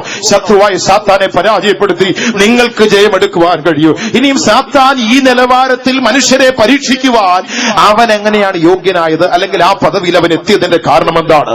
എസെക്കിയേൽ പ്രവാചകന്റെ പുസ്തകം 28:12 വാക്യത്തിലേക്ക് വരുമ്പോൾ അവിടെ പറയുന്നു, അവൻ ജ്ഞാനസമ്പൂർണനും സൗന്ദര്യ സമ്പൂർണനുമാകുന്ന ദൈവവചനം പറയുക. ദൈവത്തിന്റെ സ്തോത്രം. Full of wisdom and perfect in beauty. അവൻ സൗന്ദര്യത്തിൽ പൂർണ്ണനായിരുന്നു, അവൻ ജ്ഞാനത്തിൽ നിപുണനായിരുന്നു എന്നാണ് പറയുന്നത്. അവന്റെ ജ്ഞാനം അടുത്ത വാക്യത്തിൽ 17 വാക്യത്തിലേക്ക് വരുമ്പോൾ അവിടെ പറയുന്നു, സൗന്ദര്യത്തിൽ ഗർവിച്ചു, ജ്ഞാനത്തെ അവൻ വഷളാക്കി. അതായിരുന്നു അവന്റെ തോൽവിക്ക് കാരണം. ദൂതൻ തകർക്കപ്പെട്ട് സാത്താന്യ ഘോലമായി മാറ്റപ്പെടുവാനുള്ള കാരണം അതായിരുന്നു. എന്നെ കേൾക്കുന്ന പ്രിയപ്പെട്ടവരെ, നമ്മുടെ ജീവിതത്തിൽ ഈ വിധമായ ഗർവങ്ങൾ ഉണ്ടാകരുത്. നമ്മുടെ അറിവ്, നമ്മുടെ പ്രാപ്തി, നമ്മുടെ കഴിവുകൾ ഒന്നും അത് വഷളാക്കി തീർക്കുവാനിടയാകരുത്. ഇന്ന് ലോകത്തിൽ മനുഷ്യൻ സൗന്ദര്യത്തിന്റെ പിന്നാലെ ഓടിക്കൊണ്ടിരിക്കുന്ന ഒരു കാലമാണ്. എവിടെ കിട്ടും സൗന്ദര്യം, ഏത് നിലവാരത്തിൽ കിട്ടുമെന്ന് ആഗ്രഹിച്ച് അതിനുവേണ്ടി എക്സ്ട്രാ ഫിറ്റിങ്ങുകളൊക്കെ എന്തൊക്കെ ചെയ്യാമോ അതൊക്കെ ചെയ്തുകൊണ്ട് പോകുക. വാത്സല്യ ദൈവമക്കളെ, സാത്താന്റെ ചതിക്കുഴിയിൽ നമ്മൾ അകപ്പെട്ടു പോകാതെ നാം നമ്മെ തന്നെ സൂക്ഷിച്ചു കൊള്ളണം. യൂദായുടെ ലേഖനം 6 വാക്യത്തിലേക്ക് വരുമ്പോൾ അവിടെ പറയുന്നു, സാത്താന്റെ മറ്റൊരു അനുഭവം. എന്തുകൊണ്ട് അവൻ ആ നിലയിലേക്ക് വധിക്കപ്പെട്ടു എന്ന് ചോദിച്ചാൽ, അവന്റെ നില സൂക്ഷിച്ചില്ല, അവന്റെ വാസസ്ഥലം അവൻ കാത്തുകൊണ്ടില്ല എന്ന് പറയുന്നു. വായിച്ചട്ട ഭാഗം ഒന്ന്. തങ്ങളുടെ വാഴ്ച കാത്തുകൊള്ളാതെ സ്വന്തം വാസസ്ഥലം വിട്ടുപോയ ദൂതന്മാരെ, തങ്ങളുടെ വാഴ്ച കാത്തുകൊള്ളാതെ സ്വന്തം വാസസ്ഥലം വിട്ടുപോയവർ. പ്രിയപ്പെട്ട ദൈവമക്കളെ, നമുക്കൊരു നിലയുണ്ട്, അത് നമുക്ക് മറക്കരുത്. ദൈവത്തിന് സ്തോത്രം. നമ്മുടെ നിലവാരത്തെ നാം ഒരിക്കലും മറന്നു കളയരുത്. എന്താണ് അവർക്ക് സംഭവിച്ചത്? Left their own habitation. അവർ തങ്ങളുടെ വാസസ്ഥലങ്ങളെ അവർ ഉപേക്ഷിച്ചു കളഞ്ഞു, തള്ളിക്കളഞ്ഞു. എന്ന് പറഞ്ഞാൽ അവരെ ആക്കിയ സ്ഥാനം. പ്രിയപ്പെട്ട ദൈവമക്കളെ, ദൈവം നമുക്കൊരു സ്ഥാനം, ഒരു നില നൽകിയിട്ടുണ്ട്. ആ നില നാം ഒരിക്കലും മറക്കരുത്. എന്താണ് നമ്മുടെ നില? നിങ്ങളോ അന്ധകാരത്തിൽ അത്ഭുത പ്രകാശത്തിലേക്ക് വിളിച്ചവന്റെ സൽഗുണങ്ങൾ ഘോഷിപ്പാൻ തക്കവണ്ണം തിരഞ്ഞെടുത്ത ജാതിയും രാജകീയ പുരോഹിത വർഗവും വിശുദ്ധ വംശവും സ്വന്തം ജനവുമായി ദൈവം നമ്മെ തിരഞ്ഞെടുത്ത ദൈവത്തിന്റെ സന്നിധിയിൽ നിർത്തിയിരിക്കുമ്പോൾ അതൊരിക്കലും നാം മറന്നു പോകരുത്, അത് വിട്ടുകളയരുത്. നിലനിന്ന് കൊള്ളണം. ആ നിലയെ നാം മറന്നു കളയരുത്. പലരും ആത്മീയ ഗോളത്തിൽ പോലും നില മറന്നു പോവുകയാണ്. നമ്മുടെ അവസ്ഥകളെ നാം മറക്കരുത്. പ്രിയപ്പെട്ട ദൈവമക്കളെ, ദൈവം നമുക്ക് തന്ന സത്യം, ദൈവം തന്ന ഉപദേശം, നമ്മുടെ പിതാക്കന്മാർ നമ്മെ അഭ്യസിപ്പിച്ച നല്ല അഭ്യസനങ്ങൾ, അതിൽ നാം നിലനിന്നുകൊള്ളണം. നൂതനമായതൊന്നും കേറണ്ട. ഇന്ന് ആധുനിക ലോകത്തില് ന്യൂജൻ വേർഷൻ എന്ന് പറഞ്ഞ് പെന്തക്കോസ് ലോകത്തിലേക്കൊക്കെ ഏതെല്ലാം വിപത്തുകൾ വന്ന് വലിഞ്ഞു കയറുന്നത്. ദൈവത്തിന് സ്തോത്രം. നിർഭാഗ്യവശാൽ നമ്മുടെ ഇടയിലും ചിലപ്പോഴൊക്കെ വന്നു കയറുന്നുണ്ട്. ചില മീറ്റിങ്ങുകളൊക്കെ നടത്തും, പ്രത്യേകിച്ച് യൂത്ത് മീറ്റിങ്ങുകളൊക്കെ നടത്തുമ്പോൾ ദൈവത്തിന് സ്തോത്രം, നമുക്കൊക്കെ ഒരു ക്രമമുണ്ട്. ആ ക്രമത്തിൽ തന്നെ അങ്ങ് പോയാൽ നല്ലതാ. അതിനപ്പുറത്തേക്ക് വലിയ ചാട്ടവും ബഹളവും ഒന്നും വേണ്ട. അതൊന്നും ദൈവത്തിന്റെ പദ്ധതിയിൽ പെട്ടതല്ല, വിശുദ്ധന്മാര് കാണിച്ചു തന്ന മാതൃകകളുമല്ല. ദൈവത്തിന് സ്തോത്രം. ഉണർവാണെന്ന് പറഞ്ഞ് കാലുപറിച്ച് മേലോട്ട് ചാടുന്നതല്ല ഉണർവാണെന്ന് സങ്കല്പിക്കരുത്. വേണ്ടാത്ത മാനങ്ങൾ നാം കൊടുക്കരുത്. പക്വതയുള്ള വിശ്വാസികളെ, ദൈവമക്കളെ, നിങ്ങൾ ഇത് ഇങ്ങനെയുള്ള കാര്യങ്ങൾ കാണുമ്പോൾ ഒന്ന് വിശകലനം ചെയ്ത് മനസ്സിലാക്കിക്കൊള്ളണം. യൗവനക്കാരോട് കുഞ്ഞുങ്ങളോടൊക്കെ ഞങ്ങൾക്ക് വിശ്വസിപ്പിക്കുവാൻ ഉള്ളത്. അതാണ് ദൈവത്തിന് സ്തോത്രം. ആ വിധമായ അനുഭവങ്ങളൊന്നും നമ്മുടെ ഇടയിൽ കയറേണ്ട. പണ്ട് ദാവീദ് ഒരിക്കൽ പെട്ടകമെടുക്കാൻ വണ്ടിയും കൊണ്ടുപോയൊരവസ്ഥയുണ്ടല്ലോ. പെട്ടകം യഹോവ പറഞ്ഞ പ്രമാണമനുസരിച്ച് തോളിലാണ് ചുമക്കേണ്ടത്. എന്നാൽ ഇവിടെ ദാവീദ് പുതിയൊരു വണ്ടി ഉണ്ടാക്കി. അവിടെ മുതലാ തെറ്റിയത്. പുതിയ വണ്ടിയൊന്നും ആരും ഉണ്ടാക്കരുത്. ദൈവം തമ്പുരാൻ നമുക്ക് തന്നൊരു മാർഗമുണ്ട്, അതിൽ നിൽക്കണം. ഒരു വ്യവസ്ഥയുണ്ട്. സ്വന്തം വാസസ്ഥലം വിട്ടുപോകരുത്, നമ്മുടെ നില മറന്നു പോകരുത്, ആ അവസ്ഥകൾ വിട്ടുപോകാതെ സൂക്ഷിച്ചു കൊള്ളണം.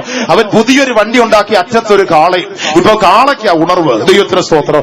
ആ നാഗോന്റെ കളത്തിൽ വന്നപ്പോ കാള ചാടാൻ തുടങ്ങി. കാളയ്ക്ക് ഉണർവായി. കാള ചാടിയപ്പോൾ പെട്ടകം വീഴാൻ തുടങ്ങി. ഒരുത്തൻ കയറി പിടിക്കാൻ തുടങ്ങുന്നു. ദൈവം തമ്പുരാൻ അവനെ തട്ടിക്കളയുന്നു. എന്തെല്ലാം കുഴപ്പങ്ങളാ. ദൈവത്തിന് സ്തോത്രം. അന്ത്യകാലത്ത് ഇപ്പൊ ഉണർവ് മൊത്തം കാളയ്ക്കാ. ദൈവത്തിന് മഹത്വം ഉണ്ടാകട്ടെ. അതൊന്നും വേണ്ട. ദൈവസഭയിൽ അങ്ങനെയുള്ള മാനദണ്ഡങ്ങൾ ഒന്നും വേണ്ട. എന്റെ അഭിപ്രായമാണ് ഞാൻ പറയുന്നത്. തെറ്റാണെങ്കിൽ എന്നെ ആരെങ്കിലും തിരുത്തിക്കോട്ടെ, സോറി. ദൈവത്തിന് സ്തോത്രം. ഇങ്ങനെയുള്ളതായ പ്രകടനങ്ങളൊന്നും നമുക്ക് ആവശ്യം. എന്റെ ഒരു ചിന്തയാകട്ടോ. ക്ഷമിക്കണമേ. ആർക്കെങ്കിലും ഭാരം വന്നെങ്കിൽ ദൈവനാമത്തിൽ ക്ഷമിക്കണം. ദൈവത്തിന് സ്തോത്രം. നമ്മുടെ നില സൂക്ഷിക്കണം. നമ്മുടെ പിതാക്കന്മാർ നമ്മെ കാണിച്ച് പഠിപ്പിച്ച് വരച്ചു തന്ന ആ ഒരു നിലവാരത്തിൽ അങ്ങ് പോയാൽ മതി. അതാ നല്ലത്. ദൈവത്തിന് സ്തോത്രം. കണ്ടിട്ടില്ല ചില യൂത്ത് മീറ്റിങ്ങുകളൊക്കെ വരുമ്പോ ഇങ്ങനെ പേപ്പർ എടുത്ത് വീശലും പിന്നെ വട്ടത്തിൽ കറക്കലും ഇതൊക്കെ കാണുമ്പോൾ ഇത് കാണുമ്പോൾ ചിലപ്പോ അങ്ങ് വേദന തോന്നിപ്പോകും. ആത്മീകമായ അരിഷ്ടത എന്നല്ലാതെ അതിന് മറ്റൊരു പേര് കൊടുക്കുവാൻ ഇല്ല പ്രിയപ്പെട്ടവരെ. അതിനൊന്നും നമ്മൾ ഉണർവെന്ന് പറയരുത്. ഈ കൈവീശലിനും ചാട്ടത്തിനും ഒന്നും നമ്മൾ ഉണർവെന്ന് പേര് കൊടുക്കരുത്.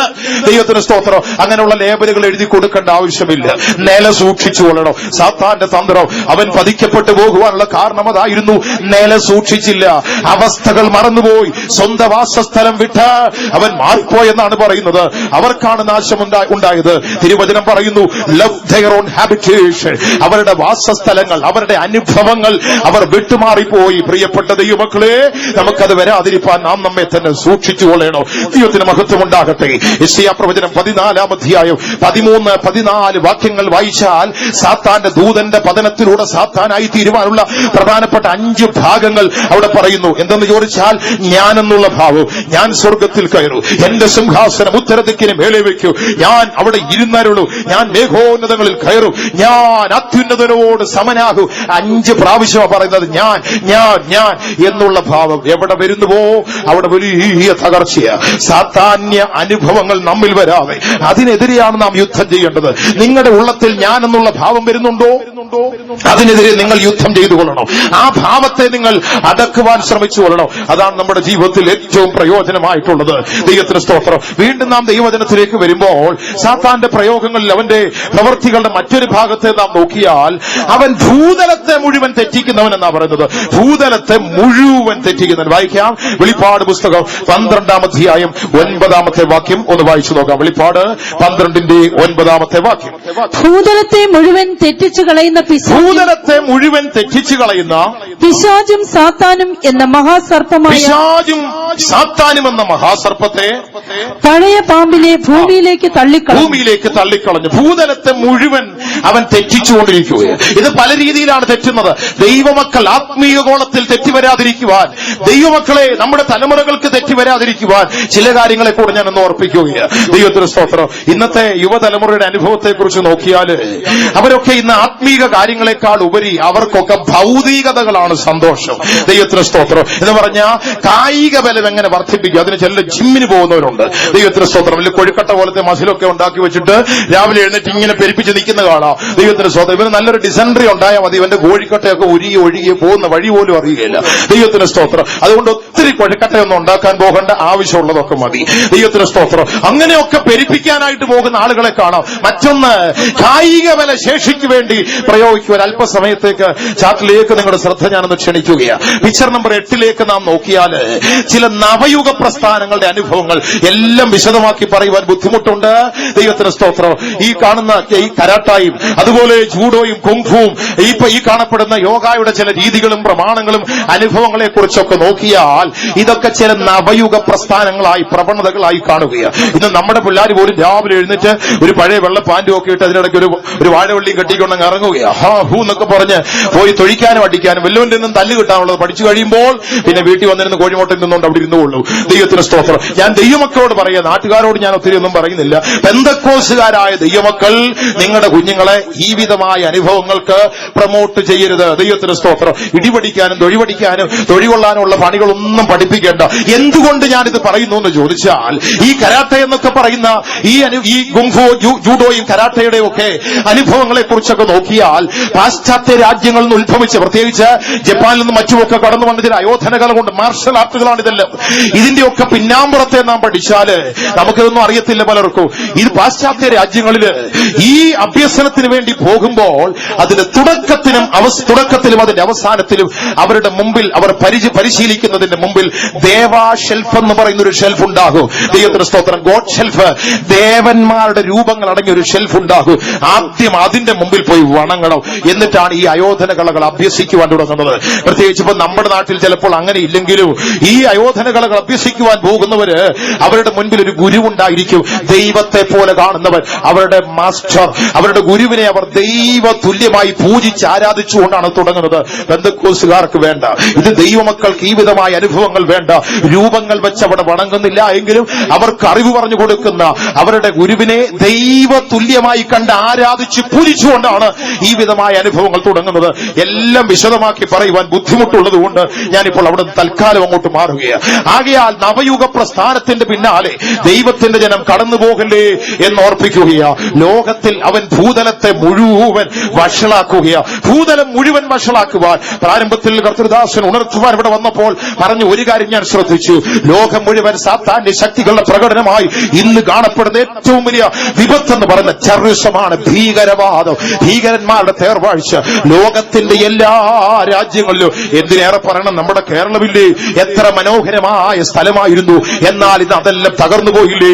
എല്ലാ അനുഭവങ്ങളും ഗുണ്ടകളുടെയും കൊട്ടേഷൻ സംഘങ്ങളുടെയും കൈപ്പിടിയിലല്ലേ നമ്മുടെ കേരളം പോയിക്കൊണ്ടിരിക്കുന്നത്.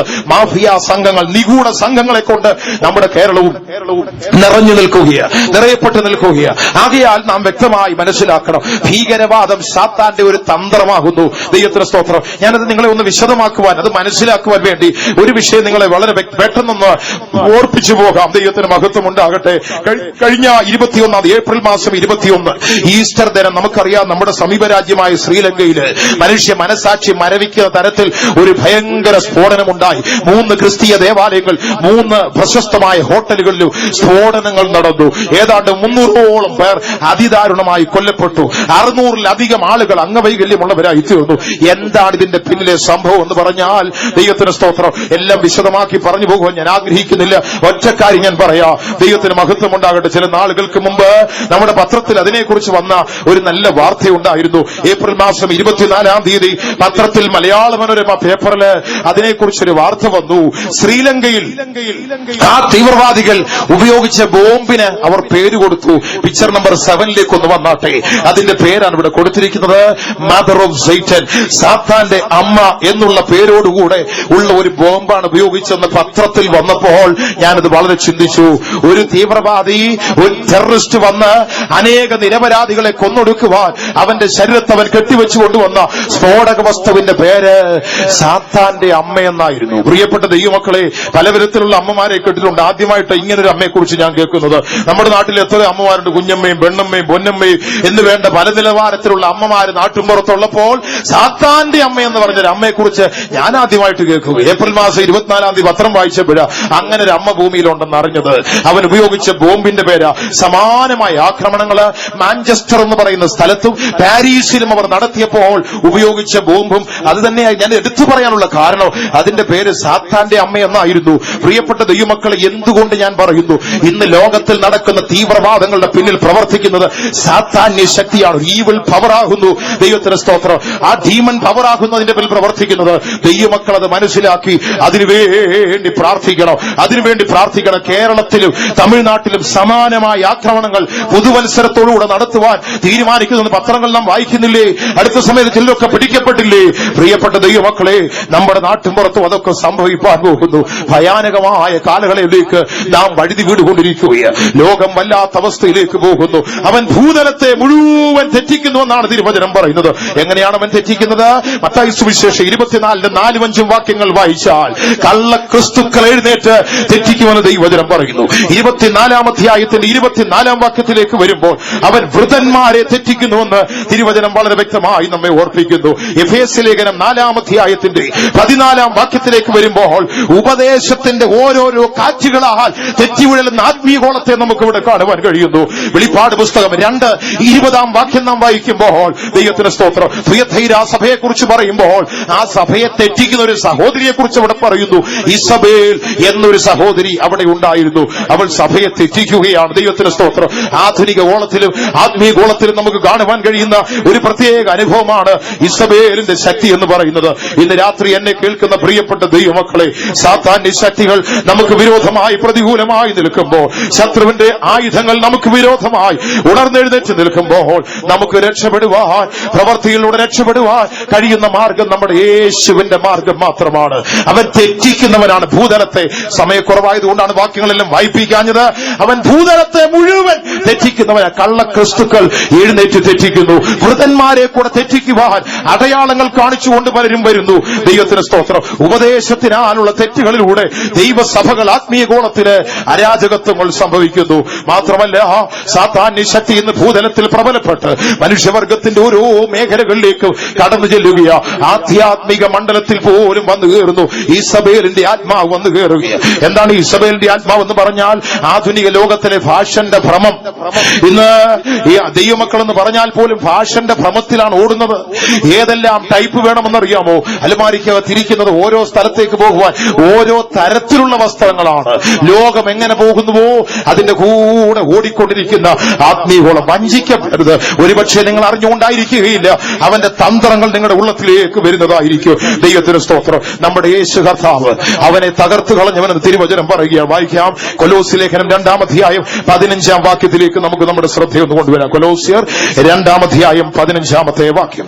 വാഴ്ചകളെയും അധികാരങ്ങളെയും ആയുധവർഗം വെപ്പിച്ച് ക്രൂസിൽ അവരുടെ മേൽ ജയോത്സവം കൊണ്ടാടി. നാം പ്രാരംഭത്തിൽ വായിച്ചു, പോരാട്ടമുള്ളത് ജഡരക്തങ്ങളോടല്ല, വാഴ്ചകളോടും അധികാരങ്ങളോടും സ്വർലോകങ്ങളുടെ ദുഷ്ടാത്മസേനയോടും ലോകത്തിന്റെ അന്ധകാരത്തിന്റെ അധിപതിയോടും. ഇവിടെ തിരുവെടുത്ത് വിളിച്ചു പറയുകയാണ്, വാഴ്ചകളെയും അധികാരങ്ങളെയും അവൻ ക്രൂശിൽ ആയുധവർഗം വെപ്പിച്ച് കീഴടക്കി. ചാറ്റിന്റെ ഈ 9-ാമത്തെ പിക്ചറിലേക്ക് നോക്കുമ്പോൾ യേശുവിന്റെ ക്രൂശിക്കപ്പെട്ട രൂപത്തിന്റെ ഒരു ഭാഗം നിങ്ങൾക്ക് കാണുവാൻ കഴിയും. ശ്രദ്ധിച്ചു നോക്കിയാൽ തലയിൽ മുൾക്കിരീടം വയ്ക്കപ്പെട്ടവനായി, കൈകളിൽ ആണികൾ തറയ്ക്കപ്പെട്ടവനായി, കണ്ടാൽ ആളല്ല ഇത് തോന്നുമാർ വിരൂപനായി തീർന്ന നസ്രയനായ യേശു, മാനവജാതിയുടെ പാപത്തിന്റെ സകല ഭാരവും യേശു തന്റെ ക്രൂശിൽ ചുമന്നുകൊണ്ട് ഗോൽഗോഥാ മലമുകളിലേക്ക് നടന്നുപോയി. വീണുമെഴുന്നേറ്റും ക്രൂശിലേക്ക് കടന്നുപോയവൻ. നിങ്ങൾക്കറിയാമോ, പീലാത്തോസിന്റെ ഗബദ എന്ന കൽത്തളത്തിൽ അടിയേറ്റ് തകർന്നവൻ.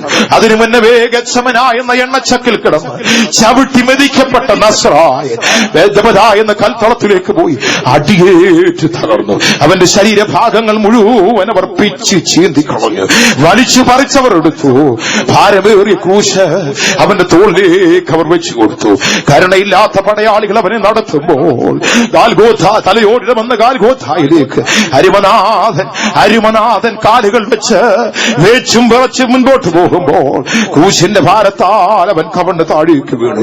കരുണയില്ലാത്ത റോമൻ പടയാളികൾ അവന്റെ കൈക്ക് പിടിച്ച് ക്രൂശോടുകൂടെ വലിച്ചഴിച്ചു.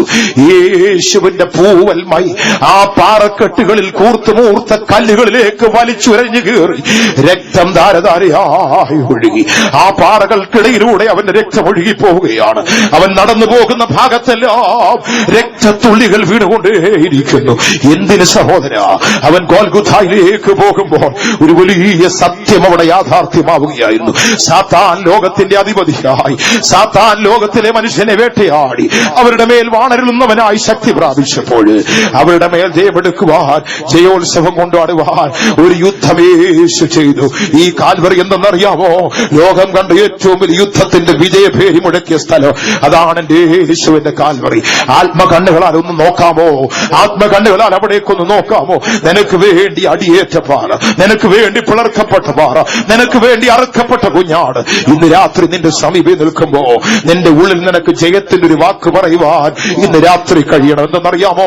വാഴ്ചകളെയും അധികാരങ്ങളെയും ആയുധവർഗം വെപ്പിച്ച് അവൻ കീഴടക്കി ജയോത്സവം കൊണ്ടാടി. ഇന്ന് രാത്രി ഞാൻ ഓർപ്പിച്ചല്ലോ, യുദ്ധം ജയത്തിനുള്ളതാണെങ്കിൽ നിങ്ങൾക്ക് ജയത്തിനുള്ള സാത്താന്റെ മേൽ ജയോത്സവം കൊണ്ടാടുവാൻ കഴിഞ്ഞ രാത്രി പ്രാർത്ഥനയുടെ ആയുധം നാം എടുത്തപ്പോൾ ഇന്ന് രാത്രി ക്രൂശെന്ന ആയുധം നാം എടുക്കുകയാണ്. എല്ലാവരും കണ്ണുകളെ അടച്ചാട്ട് ഒരു നിമിഷം മീറ്റിംഗ് കഴിഞ്ഞതല്ല, ഒരു നിമിഷം കണ്ണുകളെ അടച്ചൊരു മെഡിറ്റേഷൻ, ഒരു ധ്യാനത്തിന് വേണ്ടി നമുക്ക് ചില സെക്കൻഡുകൾ ഒന്ന് മാറ്റിവെക്കാം. ക്രൂശെന്ന ആയുധം നിങ്ങളൊന്ന് എടുത്താട്ടെ. അതിലൊരു വലിയ ചിത്രം നിങ്ങൾക്ക് കാണുവാൻ കഴിയും. ദാ നോക്ക്, നസ്രായൻ മൂന്നാണികളിൽ മേൽ തൂങ്ങിക്കിടക്കുകയാണ്. നസ്രായനായ യേശു മൂന്നാണികളിൽ മേൽ തൂങ്ങിക്കിടക്കുകയാണ്. അവന്റെ ആ രക്തത്തുള്ളികൾ അധാരധാരിയായി ഒഴുകുകയാണ്. തലയിൽ ഒരു മുൾക്കിരീടമുണ്ട്, അവന്റെ പുറം കീറിയതാണ്. ക്രൂശിലേക്ക് അവൻ നിൽക്കുമ്പോൾ പടയാളി കുന്തമെടുത്ത് അവന്റെ ചങ്കിലേക്ക് കുത്തിയിറക്കി രക്തവും വെള്ളവും പുറപ്പെടുന്നു. കണ്ടാൽ ആളല്ല എന്ന് തോന്നുമാണ്. പ്രവാചകൻ 700 വർഷങ്ങൾക്ക് മുമ്പ് യേശുവിനെ കുറിച്ച് പ്രകാരം പ്രവചിച്ചു പറഞ്ഞു, ഓഹോ, കണ്ടാൽ ആളല്ല എന്ന് തോന്നുമാർ അവൻ വിരൂപനായി തീർന്നു. സങ്കീർത്തനക്കാരൻ 1000 വർഷങ്ങൾക്ക് മുമ്പ് പ്രവചിച്ചു പാടി, ദുഭിക്ഷയോടെ അലറുന്ന സിംഹം പോലെ ബാശാൻ കൂറ്റന്മാർ എന്നെ വളഞ്ഞു, അവരെന്റെ നേരെ ചുറ്റി വളഞ്ഞു വന്നു, എന്നെ പിടിക്കുവാൻ അവർ ശ്രമിച്ചു. ഇന്ന് രാത്രി അടച്ച കണ്ണുകൾ കൊണ്ട്, തുറന്ന ഹൃദയ കണ്ണുകൾ കൊണ്ട് ആ കാൽവറിയിലേക്ക് നോക്കിയാൽ നിന്റെ പാപപരിഹാരത്തിന് ഇന്ന് രാത്രി ഒരു തുള്ളി രക്തം നിന്നിലേക്ക് വരികയാണ്. മനുഷ്യപുത്രന്റെ മുറിവുകളെ വേദനിപ്പിക്കുന്നവനാകരുത് നീ. ആ മുറിവുകൾ നിന്റെ ജീവിതത്തിന്റെ സൗഖ്യത്തിന്, നിന്റെ സമാധാനത്തിന്, നിന്റെ സന്തോഷത്തിന് വേണ്ടിയുള്ള ഒരു നിമിഷം ആ കാൽവറിയുടെ പാദത്തിലൊന്ന് വീണാട്ടെ. ആ കാൽവറിയുടെ ചുവട്ടിലേക്കൊന്ന് വീഴ് സഹോദര. ആ കാൽവറി നിനക്ക് ആശ്വാസമാണ്. ഇന്ന് രാത്രി അവിടുന്ന് ഒഴുകുന്ന രക്തം നിന്റെ രോഗത്തിന് സൗഖ്യമാണ്. അവിടുന്ന് ഒഴുകുന്ന രക്തം നിന്റെ പാപക്കറകളെ കഴുകിക്കളയുന്നതാണ്. എത്ര പേർക്ക് അത് പൂർണ്ണമായി വിശ്വസിക്കാൻ കഴിയുന്നു? ഒരു നിമിഷം ധ്യാനിച്ചാട്ട്. ഹല്ലേലൂയ, ഹല്ലേലൂയ, ഹല്ലേലൂയ. സർവപാപ കറകൾ നീക്കി നരരെ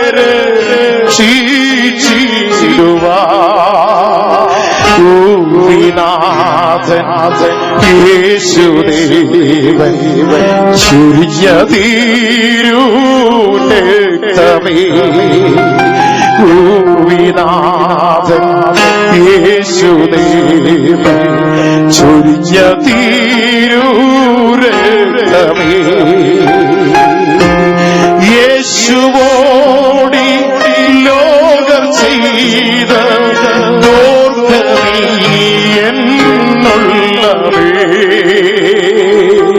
യേശുവോടി ലോകർ ചെയ്ത ദോർക്കമീ എന്നുള്ളവേ, വേദനയോ യേശുദേവൻ ചുരിഞ്ഞ തീരൂരക്തമേ, വേദനയോ യേശുദേവൻ ചൊരിഞ്ഞ തീരൂരക്തമേ, കാട്ടുചെന്നായി കൂട്ടമായോ രാടിനെ പീഡിച്ചമോ, കാട്ടുചെന്നായി കൂട്ടമായോ രാടിനെ പീഡിച്ചമോ, കൂട്ടമായി ദുഷ്ടരടിച്ചപ്പോ ചൊരിഞ്ഞ തീരൂരക്തമേ, കൂട്ടമായി ദുഷ്ടരടിച്ചപ്പോ ചൊരിഞ്ഞ തീരൂരക്തമേ, വഞ്ചക സാത്താനെ ബന്ധിച്ച് നീക്കുവാൻ, വഞ്ചക സാത്താനെ ബന്ധിച്ച് അന്ധകാരം നീക്കുവാൻ, 5 കായങ്ങൾ വഴിയായി വാഞ്ഞ തീരൂരക്തമേ, 5 കായങ്ങൾ വഴിയായി വാഞ്ഞ തീരൂരക്തമേ, സർവപാപ കറകൾ തീർത്ത് നരരെ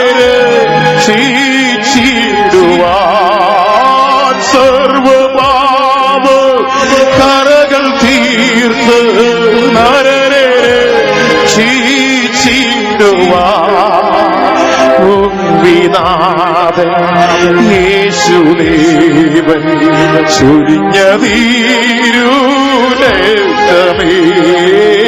ഗോർവിനാഥൻ യേശുദേവൻ ചൊരിഞ്ഞ വീരുരക്തമേ. ഇന്ന് രാത്രി വഞ്ചകനായ സാത്താനെ പിടിച്ചു അന്ധകാരം മനുഷ്യന്റെ മുൻപാകൊന്ന് മാറ്റിക്കളഞ്ഞിട്ട് നമ്മെ വീണ്ടെടുക്കുവാൻ സ്നേഹിത ക്രൂശിലേക്ക് നോക്കിയാൽ പഞ്ചകായങ്ങളിലൂടെ അവന്റെ 5 മുറിവുകളിലൂടെ പാഞ്ഞൊഴുകുന്ന ആ രക്തത്തെ ഇന്ന് രാത്രി കാണുവാൻ കഴിയും. എത്ര പേർക്കത് ഗ്രഹിപ്പാൻ കഴിയുന്നു? ഇന്ന് രാത്രി ആ ക്രൂശിലേക്ക് നോക്കുമ്പോൾ നമ്മെ ശുദ്ധീകരിക്കുന്ന രക്തമായി, നമ്മെ വീണ്ടെടുക്കുന്ന രക്തമായി, നമ്മിലേക്ക് ഒഴുകിയെടുത്ത് നമ്മെ വീണ്ടെടുത്ത് സത്യത്തിന്റെ പാതയിൽ നമ്മെ ഉറപ്പിച്ചു നിർത്തുന്ന കാൽവറിയുടെ ആ രക്തത്തെ വിശ്വസിക്കുന്നവർ, എന്റെ പാപത്തിനത് മതിയായത്, എന്റെ രോഗത്തിന് സൗഖ്യം തരുവാൻ എന്റെ യേശുവിന്റെ അടിപ്പിണരുകൾ മതിയായത് എന്ന് ഏറ്റുപറയുവാൻ കഴിവുള്ള ദൈവമക്കൾ ഉയർത്തിപ്പിടിച്ച കരങ്ങളോടെ സന്തോഷത്തോടെ നിറഞ്ഞ ഹൃദയത്തോടെ ശബ്ദമുയർത്തി ഒരു ഹല്ലേലൂയ പറഞ്ഞാട്ടെ. രാത്രി എന്നെ കേൾക്കുന്ന വാത്സല്യ സ്നേഹിത, യേശു കാൽവറിയിലേക്ക് പോയപ്പോൾ ഒരു മരണമല്ല സംഭവിച്ചത്, ഒരു വിജയമാണ് അവിടെ സംഭവിച്ചത്, ഒരു വലിയ ജയമാണ് അവിടെ സംഭവിച്ചത്. മറുഭാഗത്തൊരു പരാജയം, സാത്താൻ പരാജയത്തിന്റെ ഭാരമേറ്റ് തല താഴ്ത്തി നിൽക്കുമ്പോൾ നമുക്കിന്ന് രാത്രി നെഞ്ചി വരിച്ച് തല ഉയർത്താം. എന്റെ യേശു എനിക്ക് വേണ്ടി ജയഭേരി മുഴക്കി, അവന്റെ കാൽവറി എന്റെ ജീവിതത്തിന്റെ പാപക്കരകളെ കഴുകുവാൻ, അതിലുപരി എന്നെ ശുദ്ധീകരിച്ച് ഒരു ദൈവവൈതലാക്കി തീർക്കുവാൻ മതിയായതെന്ന് വിശ്വസിപ്പാൻ കഴിയുമോ? ഒരു നിമിഷം ആ ക്രൂശിനെ ഒന്ന് ഏറ്റുപറ, അവിടുന്ന് ഒഴുകുന്ന രക്തത്തെ ഒന്ന് ഏറ്റുപറഞ്ഞിട്ട് പറയാ, ഇന്ന് രാത്രി ഒരു പ്രാവശ്യം കൂടെ എല്ലാവരും തുറന്ന അധരത്തോടെ പറഞ്ഞാട്ട്, അപ്പാ അങ്ങയുടെ ആ രക്തത്താൽ എന്നെ ഒന്ന് കഴുകണമേ. പറഞ്ഞാൽ ഇന്ന് രാത്രി ജയം നിന്റെ പക്കലുണ്ട്. കർത്താവ് ജയത്തെ നിന്റെ പക്കൽ തരുക. ക്രൂശിനെ കണ്ടുകൊണ്ട് പറ, രക്തം എന്നിലേക്കൊന്ന് ഒഴുകി വരട്ടെ എന്ന് പറ. അധരമൊന്ന് പിളർത്തി പറ സഹോദര, വാത്സല്യ സഹോദരി, തുറന്നു പറ. നീ ലജ്ജിക്കേണ്ട. നിന്റെ യേശു കാൽവറിയിൽ മരിച്ചത് നീ ലജ്ജിതനാകാനല്ല. നിന്റെ യേശു കാൽവറിയിൽ മരിച്ചത് നീ വീണ്ടെടുക്കപ്പെടുവോ, നീ ഒരു ജയാളിയായി തീരുവോ. ഇന്ന് രാത്രി അവന്റെ ക്രൂശ് ജയത്തിന്റെ അടയാളമായി നിന്റെ മുൻപിൽ നിൽക്കട്ടെ. ആ ക്രൂശിനെ നമുക്ക് എടുക്കാം. കഴിഞ്ഞ രാത്രി പ്രാർത്ഥന എന്ന prayer is a powerful weapon, പ്രാർത്ഥന എന്ന ശക്തിയേറിയ ആയുധമെടുത്ത് ഭക്തന്മാരെ, ഇന്ന് രാത്രി ക്രൂശ് എന്ന ആയുധമെടുത്ത് ആ ക്രൂശിന്റെ പിൻപിലെ പോരാളികളായി നിന്നോട്ടെ. ആ ക്രൂശ് നിങ്ങളെ മറയ്ക്കട്ടെ. ശത്രു നിങ്ങളെ തൊടുകയില്ല. ആ രക്തത്തിൽ നിങ്ങൾ മറയപ്പെട്ടാൽ ദുഷ്ടൻ നിങ്ങളെ കണ്ട് ഓടി മറഞ്ഞുകൊള്ളു. വിശ്വസിപ്പാൻ കഴിയുന്നവർ ആ വിശ്വാസത്തിന്റെ വാക്കുകൾ ഒന്നുകൂടെ ഒന്ന് ഉരുവിട്ടുകൊണ്ട് ഏറ്റുപറഞ്ഞ് ശക്തമായി ഒരു ഹല്ലേലൂയ പറഞ്ഞാട്ടെ. രാത്രി ആ ക്രൂശ് നമുക്ക് ജയത്തിനായി നമ്മുടെ മുമ്പിൽ നിൽക്കട്ടെ. ഈ മീറ്റിംഗിന്റെ ഒടുവിലത്തെ സമയം, അവസാന സമയത്തേക്ക് വരുമ്പോൾ ദൈവമക്കൾ ദൈവശക്തിയാൽ നിറഞ്ഞ് സർവശക്തിയാൽ ദൈവം നമ്മെ നിറച്ച് ബലപ്പെടുത്തി നിങ്ങൾ ജയാളികളായി ഇവിടെ വിട്ടു പോകുവാനിടയായി തീരണം. തിരുവചനം പറയുന്നു, ക്രൂശിൽ അവൻ സകലവും തകർത്തതാ, സാത്താന്റെ തലയിൽ തകർത്തു. എന്റെ യേശുനാഥന്റെ കാലുകളിലേക്ക് ഞാൻ ചിന്തിക്കുക, ഭാവനയിൽ കാണുകയാണ്. എന്റെ യേശുനാഥന്റെ കാലുകളിലേക്ക് അവൻ ആണിയടിച്ചു. ഒന്നാമത്തെ കാലിറങ്ങി, അടുത്ത കാലിലേക്ക് ഇറങ്ങി, മരത്തിലേക്ക് ഇറങ്ങുന്നതിന് മുമ്പ് ഞാൻ ഭാവനയിൽ കാണുന്നു സാത്താന്റെ തല അവിടേക്ക് വന്നു. ആ തലയിലൂടെയാണ് യേശുവിന്റെ രക്തം കലർന്ന ആ കാരിരുമ്പാണി ഇറങ്ങിച്ചെന്നപ്പോ അവന്റെ തല തകർന്നു. അവൻ ശിഥിലമായി. അവൻ ജയിച്ചവനല്ലോ, അവൻ തോറ്റവനത്രേ. യേശു ജയഭേരി മുഴക്കിയവൻ സന്തോഷത്തോടെ, എന്റെ സന്തോഷം കൊണ്ട് പറയുക, സന്തോഷത്തോടെ ഒരിക്കൽ കൂടെ ആ കാൽവറിയുടെ പിൻപിൽ നിൽക്കുന്നവർ ഹല്ലേലൂയ പറഞ്ഞാട്ടെ. രാത്രി ജയഭേരി മുഴക്കി നമുക്ക് മടങ്ങിപ്പോകാം. യേശുവാണ് നമ്മുടെ മുമ്പിൽ നിൽക്കുന്നത്, സൈന്യത്തിന്റെ അധിപനായവൻ. നാം പ്രാരംഭത്തിൽ കർത്തൃദാസൻ പാടി നമ്മെ ഉണർത്തിയപ്പോൾ ഒരു പാട്ടുപാടിയില്ലേ, രക്തം കൊണ്ട് മുദ്രയിടപ്പെട്ട ദിനം. ആ ചേർന്നൊന്നിച്ച് പാടി ദൈവത്തെ സ്തുതിച്ചാൽ ശത്രു പരാജയപ്പെടും. ആ രക്തമേതെന്ന് ചോദിച്ചാൽ എന്റെ യേശുവിന്റെ കാൽവറിയിൽ ചൊരിഞ്ഞ പാപമില്ലാത്ത പരിശുദ്ധമായ പുണ്യാഹ രക്തം. അത് എവിടെ ചെല്ലുന്നുവോ അവിടെ ജീവനാണ്, അത് എവിടെ സ്പർശിക്കുന്നുവോ അവിടെ ബലമാണ്, അത് എവിടെ വീഴുന്നുവോ അവിടെ നന്മയാണ്. ഇത് രാത്രി നമ്മുടെ ഹൃദയത്തിൽ അതൊന്ന് വീഴട്ടെ. നമ്മുടെ ഹൃദയങ്ങൾ കഴുകി വെടിപ്പാക്കി ശുദ്ധീകരിക്കപ്പെട്ട് ഇന്നിവിടം വിട്ടുപോകുമ്പോൾ വന്നതുപോലെ ആരും പോകരുത്. വാത്സല്യ ദൈവമക്കളെ, യൗവനക്കാരായ സഹോദരി സഹോദരന്മാരെ, നിങ്ങളെ അലട്ടുന്ന പാപ സ്വഭാവം ജയം പ്രാപിപ്പാൻ ആഗ്രഹമുണ്ട്, പക്ഷെ സാധിക്കുന്നില്ല. സാത്താൻ നിങ്ങളെ വിടാതെ പിന്തുടരുകയാണ്. ഇന്ന് രാത്രി രക്തത്തെ ഒന്ന് ആശ്രയിച്ച് ആ രക്തത്തിൽ നിങ്ങൾ മുദ്രയിടപ്പെട്ട ആൾ ശത്രുവായ സാത്താന് നിങ്ങളെ തൊടുവാൻ സാധ്യമല്ല എന്ന് തിരുവചനം പറയുകയാണ്. ദൈവത്തിന് സ്തോത്രം. എന്നാൽ ആ കാൽവറിയുടെ പിൻപിൽ നാം നിൽക്കുമ്പോൾ, ഒരു യോദ്ധാവായി, ഒരു പോരാളിയായി നാം നിൽക്കുമ്പോൾ, ദൈവത്തിന് സ്തോത്രം, നമ്മുടെ ജീവിതത്തിൽ നാം അനുവർത്തിക്കേണ്ട ചില കാര്യങ്ങളുണ്ട്. ഒന്ന്, ഇപ്പോൾ ക്രൂശ് ജയത്തിന്റെ അടയാളമായി നമ്മുടെ മുമ്പിൽ നിൽക്കുന്നു. യേശു നമുക്കായി ക്രൂശിക്കപ്പെട്ടു. ക്രൂശിലൊഴികെ രക്തം നമ്മെ ശുദ്ധീകരിച്ചു, നമ്മെ വീണ്ടെടുത്തു, നമ്മെ വെൽ ക്വാളിഫൈഡ് ആക്കിയിരിക്കുകയാണ്, യോഗ്യരാക്കി തീർത്തിരിക്കുകയാണ്. ആ ക്രൂശിന്റെ പിറകിലാണ് നാം നിൽക്കുന്നത്. പക്ഷേ അതിന്റെ പിറകിൽ നാം ഒരു യോദ്ധാവായി, ഒരു സോൾജിയറായി, ഒരു പടയാളിയായി നാം നിൽക്കുമ്പോൾ നാം അനുവർത്തിക്കേണ്ട ചില കാര്യങ്ങളുണ്ട്. ദൈവത്തിന്റെ സ്തോത്രം. നമുക്കറിയാം, ഒരു യോദ്ധാവ്, ഒരു പടയാളിയെ സംബന്ധിച്ചിടത്തോളം നോക്കിയാൽ അവന്റെ കയ്യിൽ അവൻ എടുക്കേണ്ട ചില ആയുധങ്ങളുണ്ട്. ഇന്ന് രാത്രി ഒരു സ്പിരിച്വൽ വാർ ചെയ്യുവാൻ ആഗ്രഹിക്കുന്ന ഒരു സ്പിരിച്വൽ സോൾജിയർ, ഒരു വാറിയർ, അവൻ എടുക്കേണ്ട ചില ആയുധങ്ങളുണ്ട്. ബൈബിൾ പറയുന്നു. വായിക്കാം. എഫേസ്യ ലേഖനം 6-ാം അധ്യായം 13-ാമത്തെ വാക്യത്തിലേക്ക് നമ്മുടെ ശ്രദ്ധയെ കൊണ്ടുവരാം. 6:13 വാക്യം. അതുകൊണ്ട് നിങ്ങൾ ദുർദിവസത്തിൽ എതിർപ്പാനും സകലവും സമാപിച്ചിട്ട് ഉറച്ചു നിൽപ്പാനും കഴിയേണ്ടതിന് ദൈവത്തിന്റെ സർവായുധ വർഗം എടുത്തുകൊള്ളുവിൻ. ശ്രദ്ധിച്ചൊന്ന് കേൾക്കാം. അതുകൊണ്ട് ഞാൻ വാക്യം ഒന്നുകൂടെ നിർത്തി ഒന്ന് വായിച്ചു തരണം. അതുകൊണ്ട് ദുർദിവസത്തിൽ എതിർക്കുവാൻ. ഒന്നാമത്തെ വിഷയം, ദുർദിവസത്തിൽ എതിർക്കുക. അപ്പൊ അതിനൊരു അർത്ഥമുണ്ട്. ദുർദിനങ്ങൾ നമ്മുടെ മുമ്പിൽ വരും. എപ്പോഴാന്ന് പറയാൻ പറ്റുകയില്ല. വരുവാൻ പോകുന്ന ഒരു ഭയാനകമായ ദുർദിനമുണ്ട്. എന്നാൽ ജീവിതയാത്രയിൽ ദിനം പ്രതി ചിലപ്പോൾ ദുർദിനത്തിന്റെ അനുഭവങ്ങൾ ഒക്കെ വരാം. ദുർദിനത്തിൽ എതിർക്കുവാനും. അടുത്തത് വായിച്ചാട്ടെ. സകലവും സമാപിച്ചിട്ട് ഉറച്ചു നിൽപ്പാനും കഴിയേണ്ടതിന്. വായിച്ചോളൂ. ദൈവത്തിന്റെ സർവായുധ വർഗം എടുത്തുകൊള്ളും. Whole armour of God. ദൈവത്തിന്റെ സർവായുധ വർഗം എടുത്തുകൊള്ളണം. ദൈവത്തിന്റെ ഇന്ന് രാത്രി ക്രൂശിന്റെ പിന്നിലേക്ക് നാം നിൽക്കും. ആദ്യം നാം ഇപ്പോൾ ക്രൂശിന്റെ പിന്നിലെ പോരാളികളായി മാറി. ദൈവത്തിന്റെ സ്തോത്രം. അതിന്റെ പിന്നിൽ നാം നിൽക്കുമ്പോ നമ്മുടെ മേൽ നമുക്ക് ദോഷം വരാതിരിക്കാൻ നമ്മുടെ പക്കൽ നാം അണിയേണ്ടതായ ചില ആയുധങ്ങളെ കുറിച്ച് ദൈവത്തിന്റെ വചനം പറയുന്നു. 13-ാം വാക്യത്തിൽ പറഞ്ഞു സർവായുധ വർഗം. 14 മുതൽ 17 വരെയുള്ള വാക്യങ്ങൾ വായിക്കുമ്പോൾ ദൈവത്തിന്റെ സർവായുധ വർഗങ്ങൾ എന്തെന്ന് 6 കൂട്ടം കാര്യങ്ങൾ അവിടെ പറയുന്നു. പെട്ടെന്ന് ആ വാക്യങ്ങൾ ഒന്ന് വായിച്ചോട്ടെ. നിങ്ങളുടെ അരയ്ക്ക് സത്യം കെട്ടിയും നീതി എന്ന കവചം ധരിച്ചും സമാധാന സുവിശേഷത്തിനായുള്ള ഒരുക്കം കാലിന് ചെരുപ്പാക്കിയും എല്ലാറ്റിനും മീതെ ദുഷ്ടന്റെ തീയമ്പുകളെ ഒക്കെയും കെടുക്കുവാൻ തക്കതായ വിശ്വാസം എന്ന പരിചയം എടുത്തുകൊണ്ട് നിൽപ്പിൻ. രക്ഷ എന്ന ശിരസ്ത്രവും ദൈവവചനം എന്ന ആത്മാവിന്റെ വാളും എന്ന ശിരസ്ത്രവും ദൈവവചനം എന്ന ആത്മാവിന്റെ വാളും. 6 കാര്യങ്ങളെ പറയുന്നു. ഷാർട്ടിലേക്ക് നിങ്ങളുടെ ശ്രദ്ധയെ ഞാൻ ക്ഷണിക്കുകയാണ്. ഇവിടെ അതിന്റെ ഒരു പടം നിങ്ങൾക്ക് കാണുവാൻ കഴിയും. ആർമർ ഓഫ് ഗോഡ് എന്ന് പറയുന്നതിന്റെ ഒരു സാങ്കല്പികമായ ചിത്രത്തെ നിങ്ങൾക്ക് ഇവിടെ മനസ്സിലാക്കുവാൻ കഴിയും. റോമൻ സാമ്രാജ്യം പോലുള്ള ശക്തമായ സാമ്രാജ്യങ്ങൾ ലോകത്തിലുണ്ടായിരുന്നപ്പോൾ അവരുടെ ചില സംവിധാനങ്ങളും അവരുടെ ചില ആയുധങ്ങൾ അവർ പിടിച്ചിരിക്കുന്നതും അവർ ധരിച്ചിരുന്നതുമായ ചില ആയുധങ്ങളുടെയും അവരുടെ വസ്ത്രങ്ങളുടെയും ഒക്കെ ഒരു അനുഭവമായിട്ടാണ് കാണുന്നത്. ദൈവത്തിന്റെ സ്തോത്രം. തിരുവചനം പറയുന്നു ദൈവത്തിന്റെ സർവായുധ വർഗം എടുത്തുകൊള്ളണം. ദൈവത്തിന്റെ സ്തോത്രം. ഒന്നാമത് പറയുന്നു അരയ്ക്ക് ഒരു ബെൽറ്റ് ഉണ്ടായിരിക്കണം.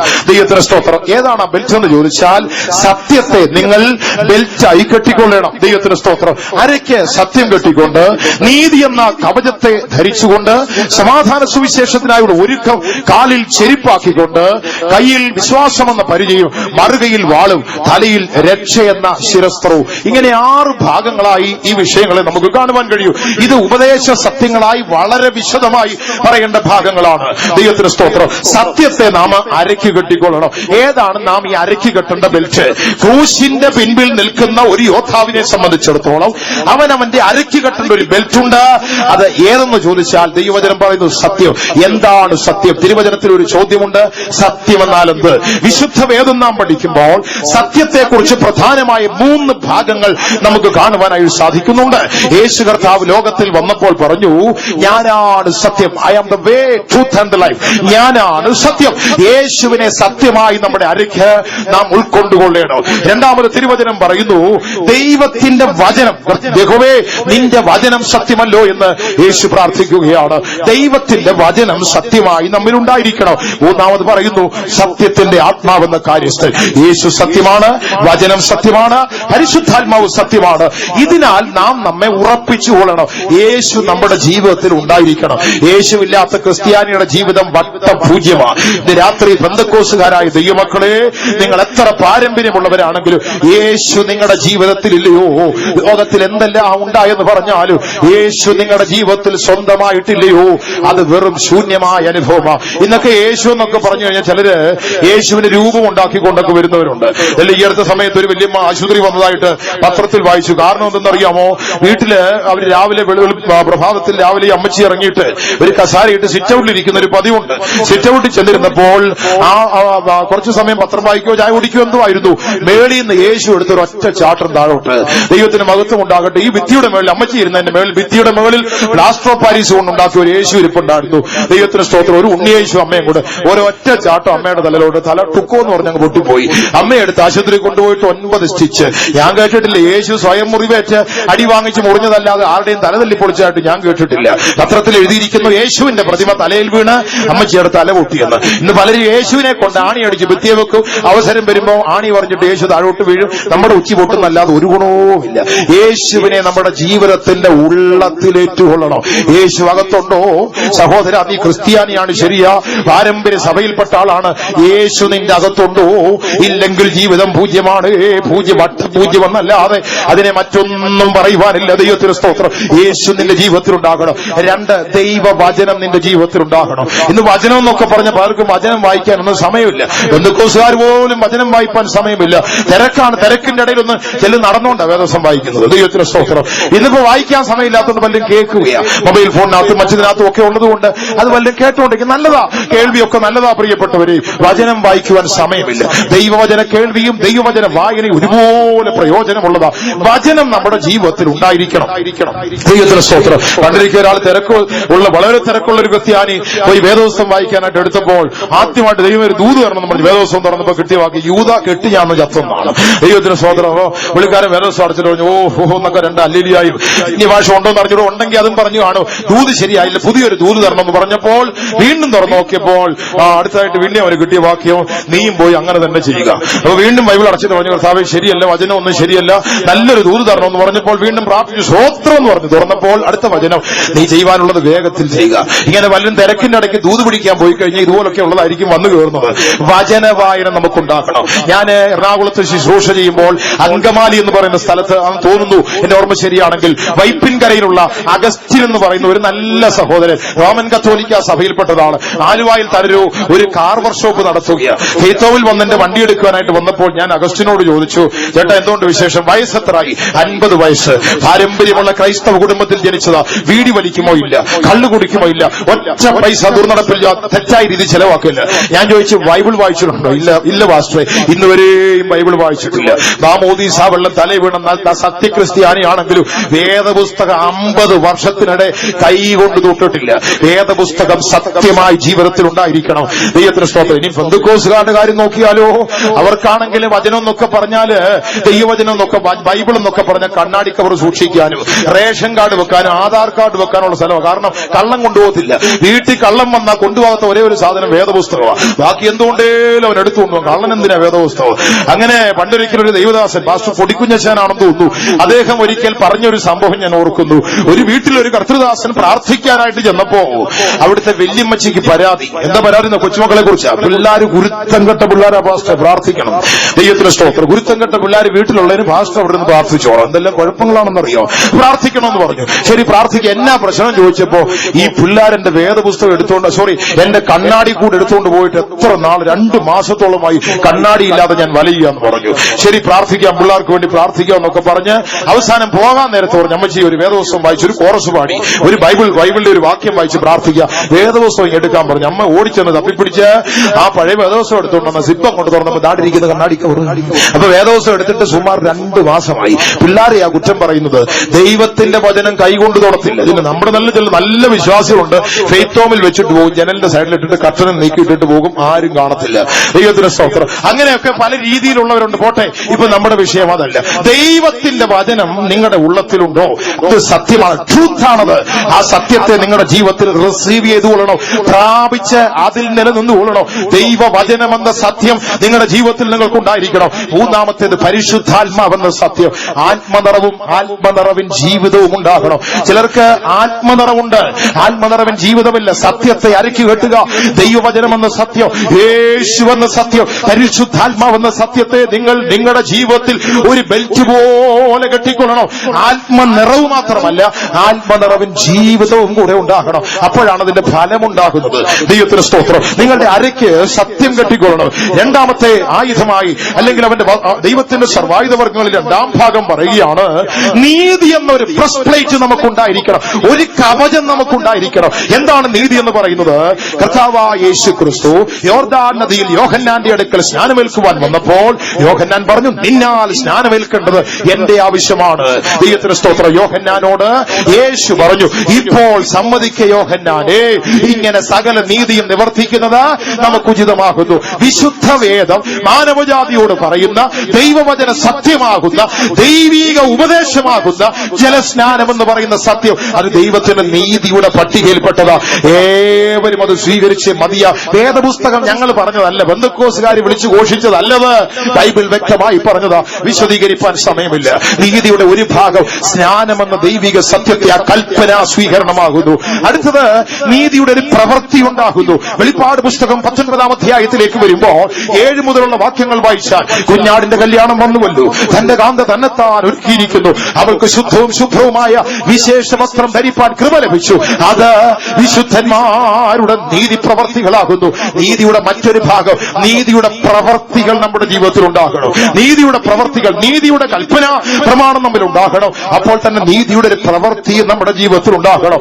നീതി എന്ന ആ കവചം നമ്മൾ ധരിച്ചു കൊള്ളണം. മൂന്നാമതായിട്ട് പറയുന്നു, ഒരു ബൂട്ടുണ്ടായിരിക്കണം. ഒരു സോൾജിയറിന്, ഒരു വാറിയർ, ഒരു പടയാളിക്ക് ഒരു ബൂട്ടുണ്ടായിരിക്കണം. ഈ പടത്തിൽ നിങ്ങൾക്ക് കാണുവാൻ കഴിയും. ഇത് സെപ്പറേറ്റ് ആയിട്ട് ഇവിടെ കൊടുത്തിട്ടുണ്ട്.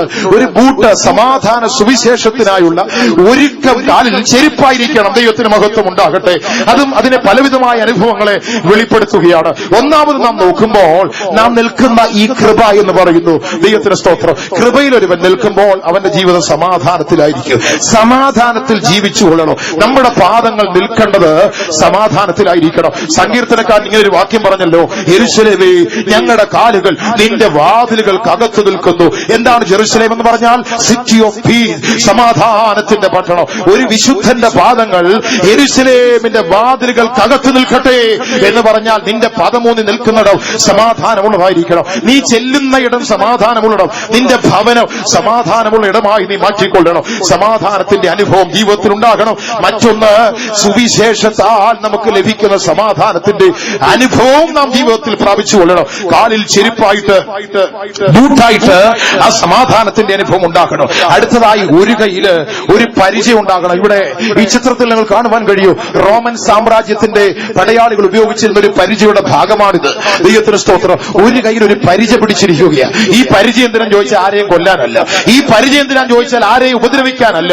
ശത്രുവിന്റെ ആയുധങ്ങളെ ഒന്ന് പ്രിവെന്റ് ചെയ്യുക എന്നുള്ളതാകുന്നു. അതിനെ ഒന്ന് തടയുക, അതിനെ ഒന്ന് ഡിഫെൻഡ് ചെയ്യുക എന്നുള്ളത് മാത്രമാണ് ആ പരിചയയുടെ അർത്ഥം. ഒരു വിശ്വാസി, ഒരു വിശുദ്ധൻ, വിശ്വാസം എന്ന പരിചയം അവന്റെ ജീവിതത്തിൽ ഉണ്ടാകുമ്പോൾ അവന്റെ ജീവിതത്തിൽ ചില തടയപ്പെടുന്ന അവസ്ഥകൾ ഉണ്ടാകും. പ്രധാനമായി 4 ഭാഗങ്ങൾ അതിൽ നമുക്ക് കാണുവാൻ കഴിയും. ഒന്നാമത്, വിശ്വാസത്താൽ നാം ജീവിക്കുക. വിശ്വാസം എന്ന പരിചയം എന്ന് പറഞ്ഞാൽ, ഒന്ന്, ഫെയ്ത്തിലെ വിശ്വാസത്താലുള്ള ജീവിതം നമുക്കുണ്ടായിരിക്കണം. 2, വിശ്വാസത്താൽ ഒരു സെപ്പറേഷൻ നമുക്കുണ്ടാകണം. മോശയെ കുറിച്ച് പറയുന്നു, വിശ്വാസത്താൽ മോശ താൻ വളർന്നപ്പോൾ പാപത്തിന്റെ തൽക്കാല ഭോഗങ്ങളെക്കാൾ ദൈവജനത്തോടുകൂടെ കഷ്ടം അനുഭവിക്കുന്നത് അവൻ തിരഞ്ഞെടുത്തു. അതൊരു സെപ്പറേഷനെ വെളിപ്പെടുത്തുകയാണ്. ദൈവത്തിന്റെ ജനം വിശ്വാസത്താൽ ഒരു വേർപെട്ട ജീവിതം ചെയ്യണം.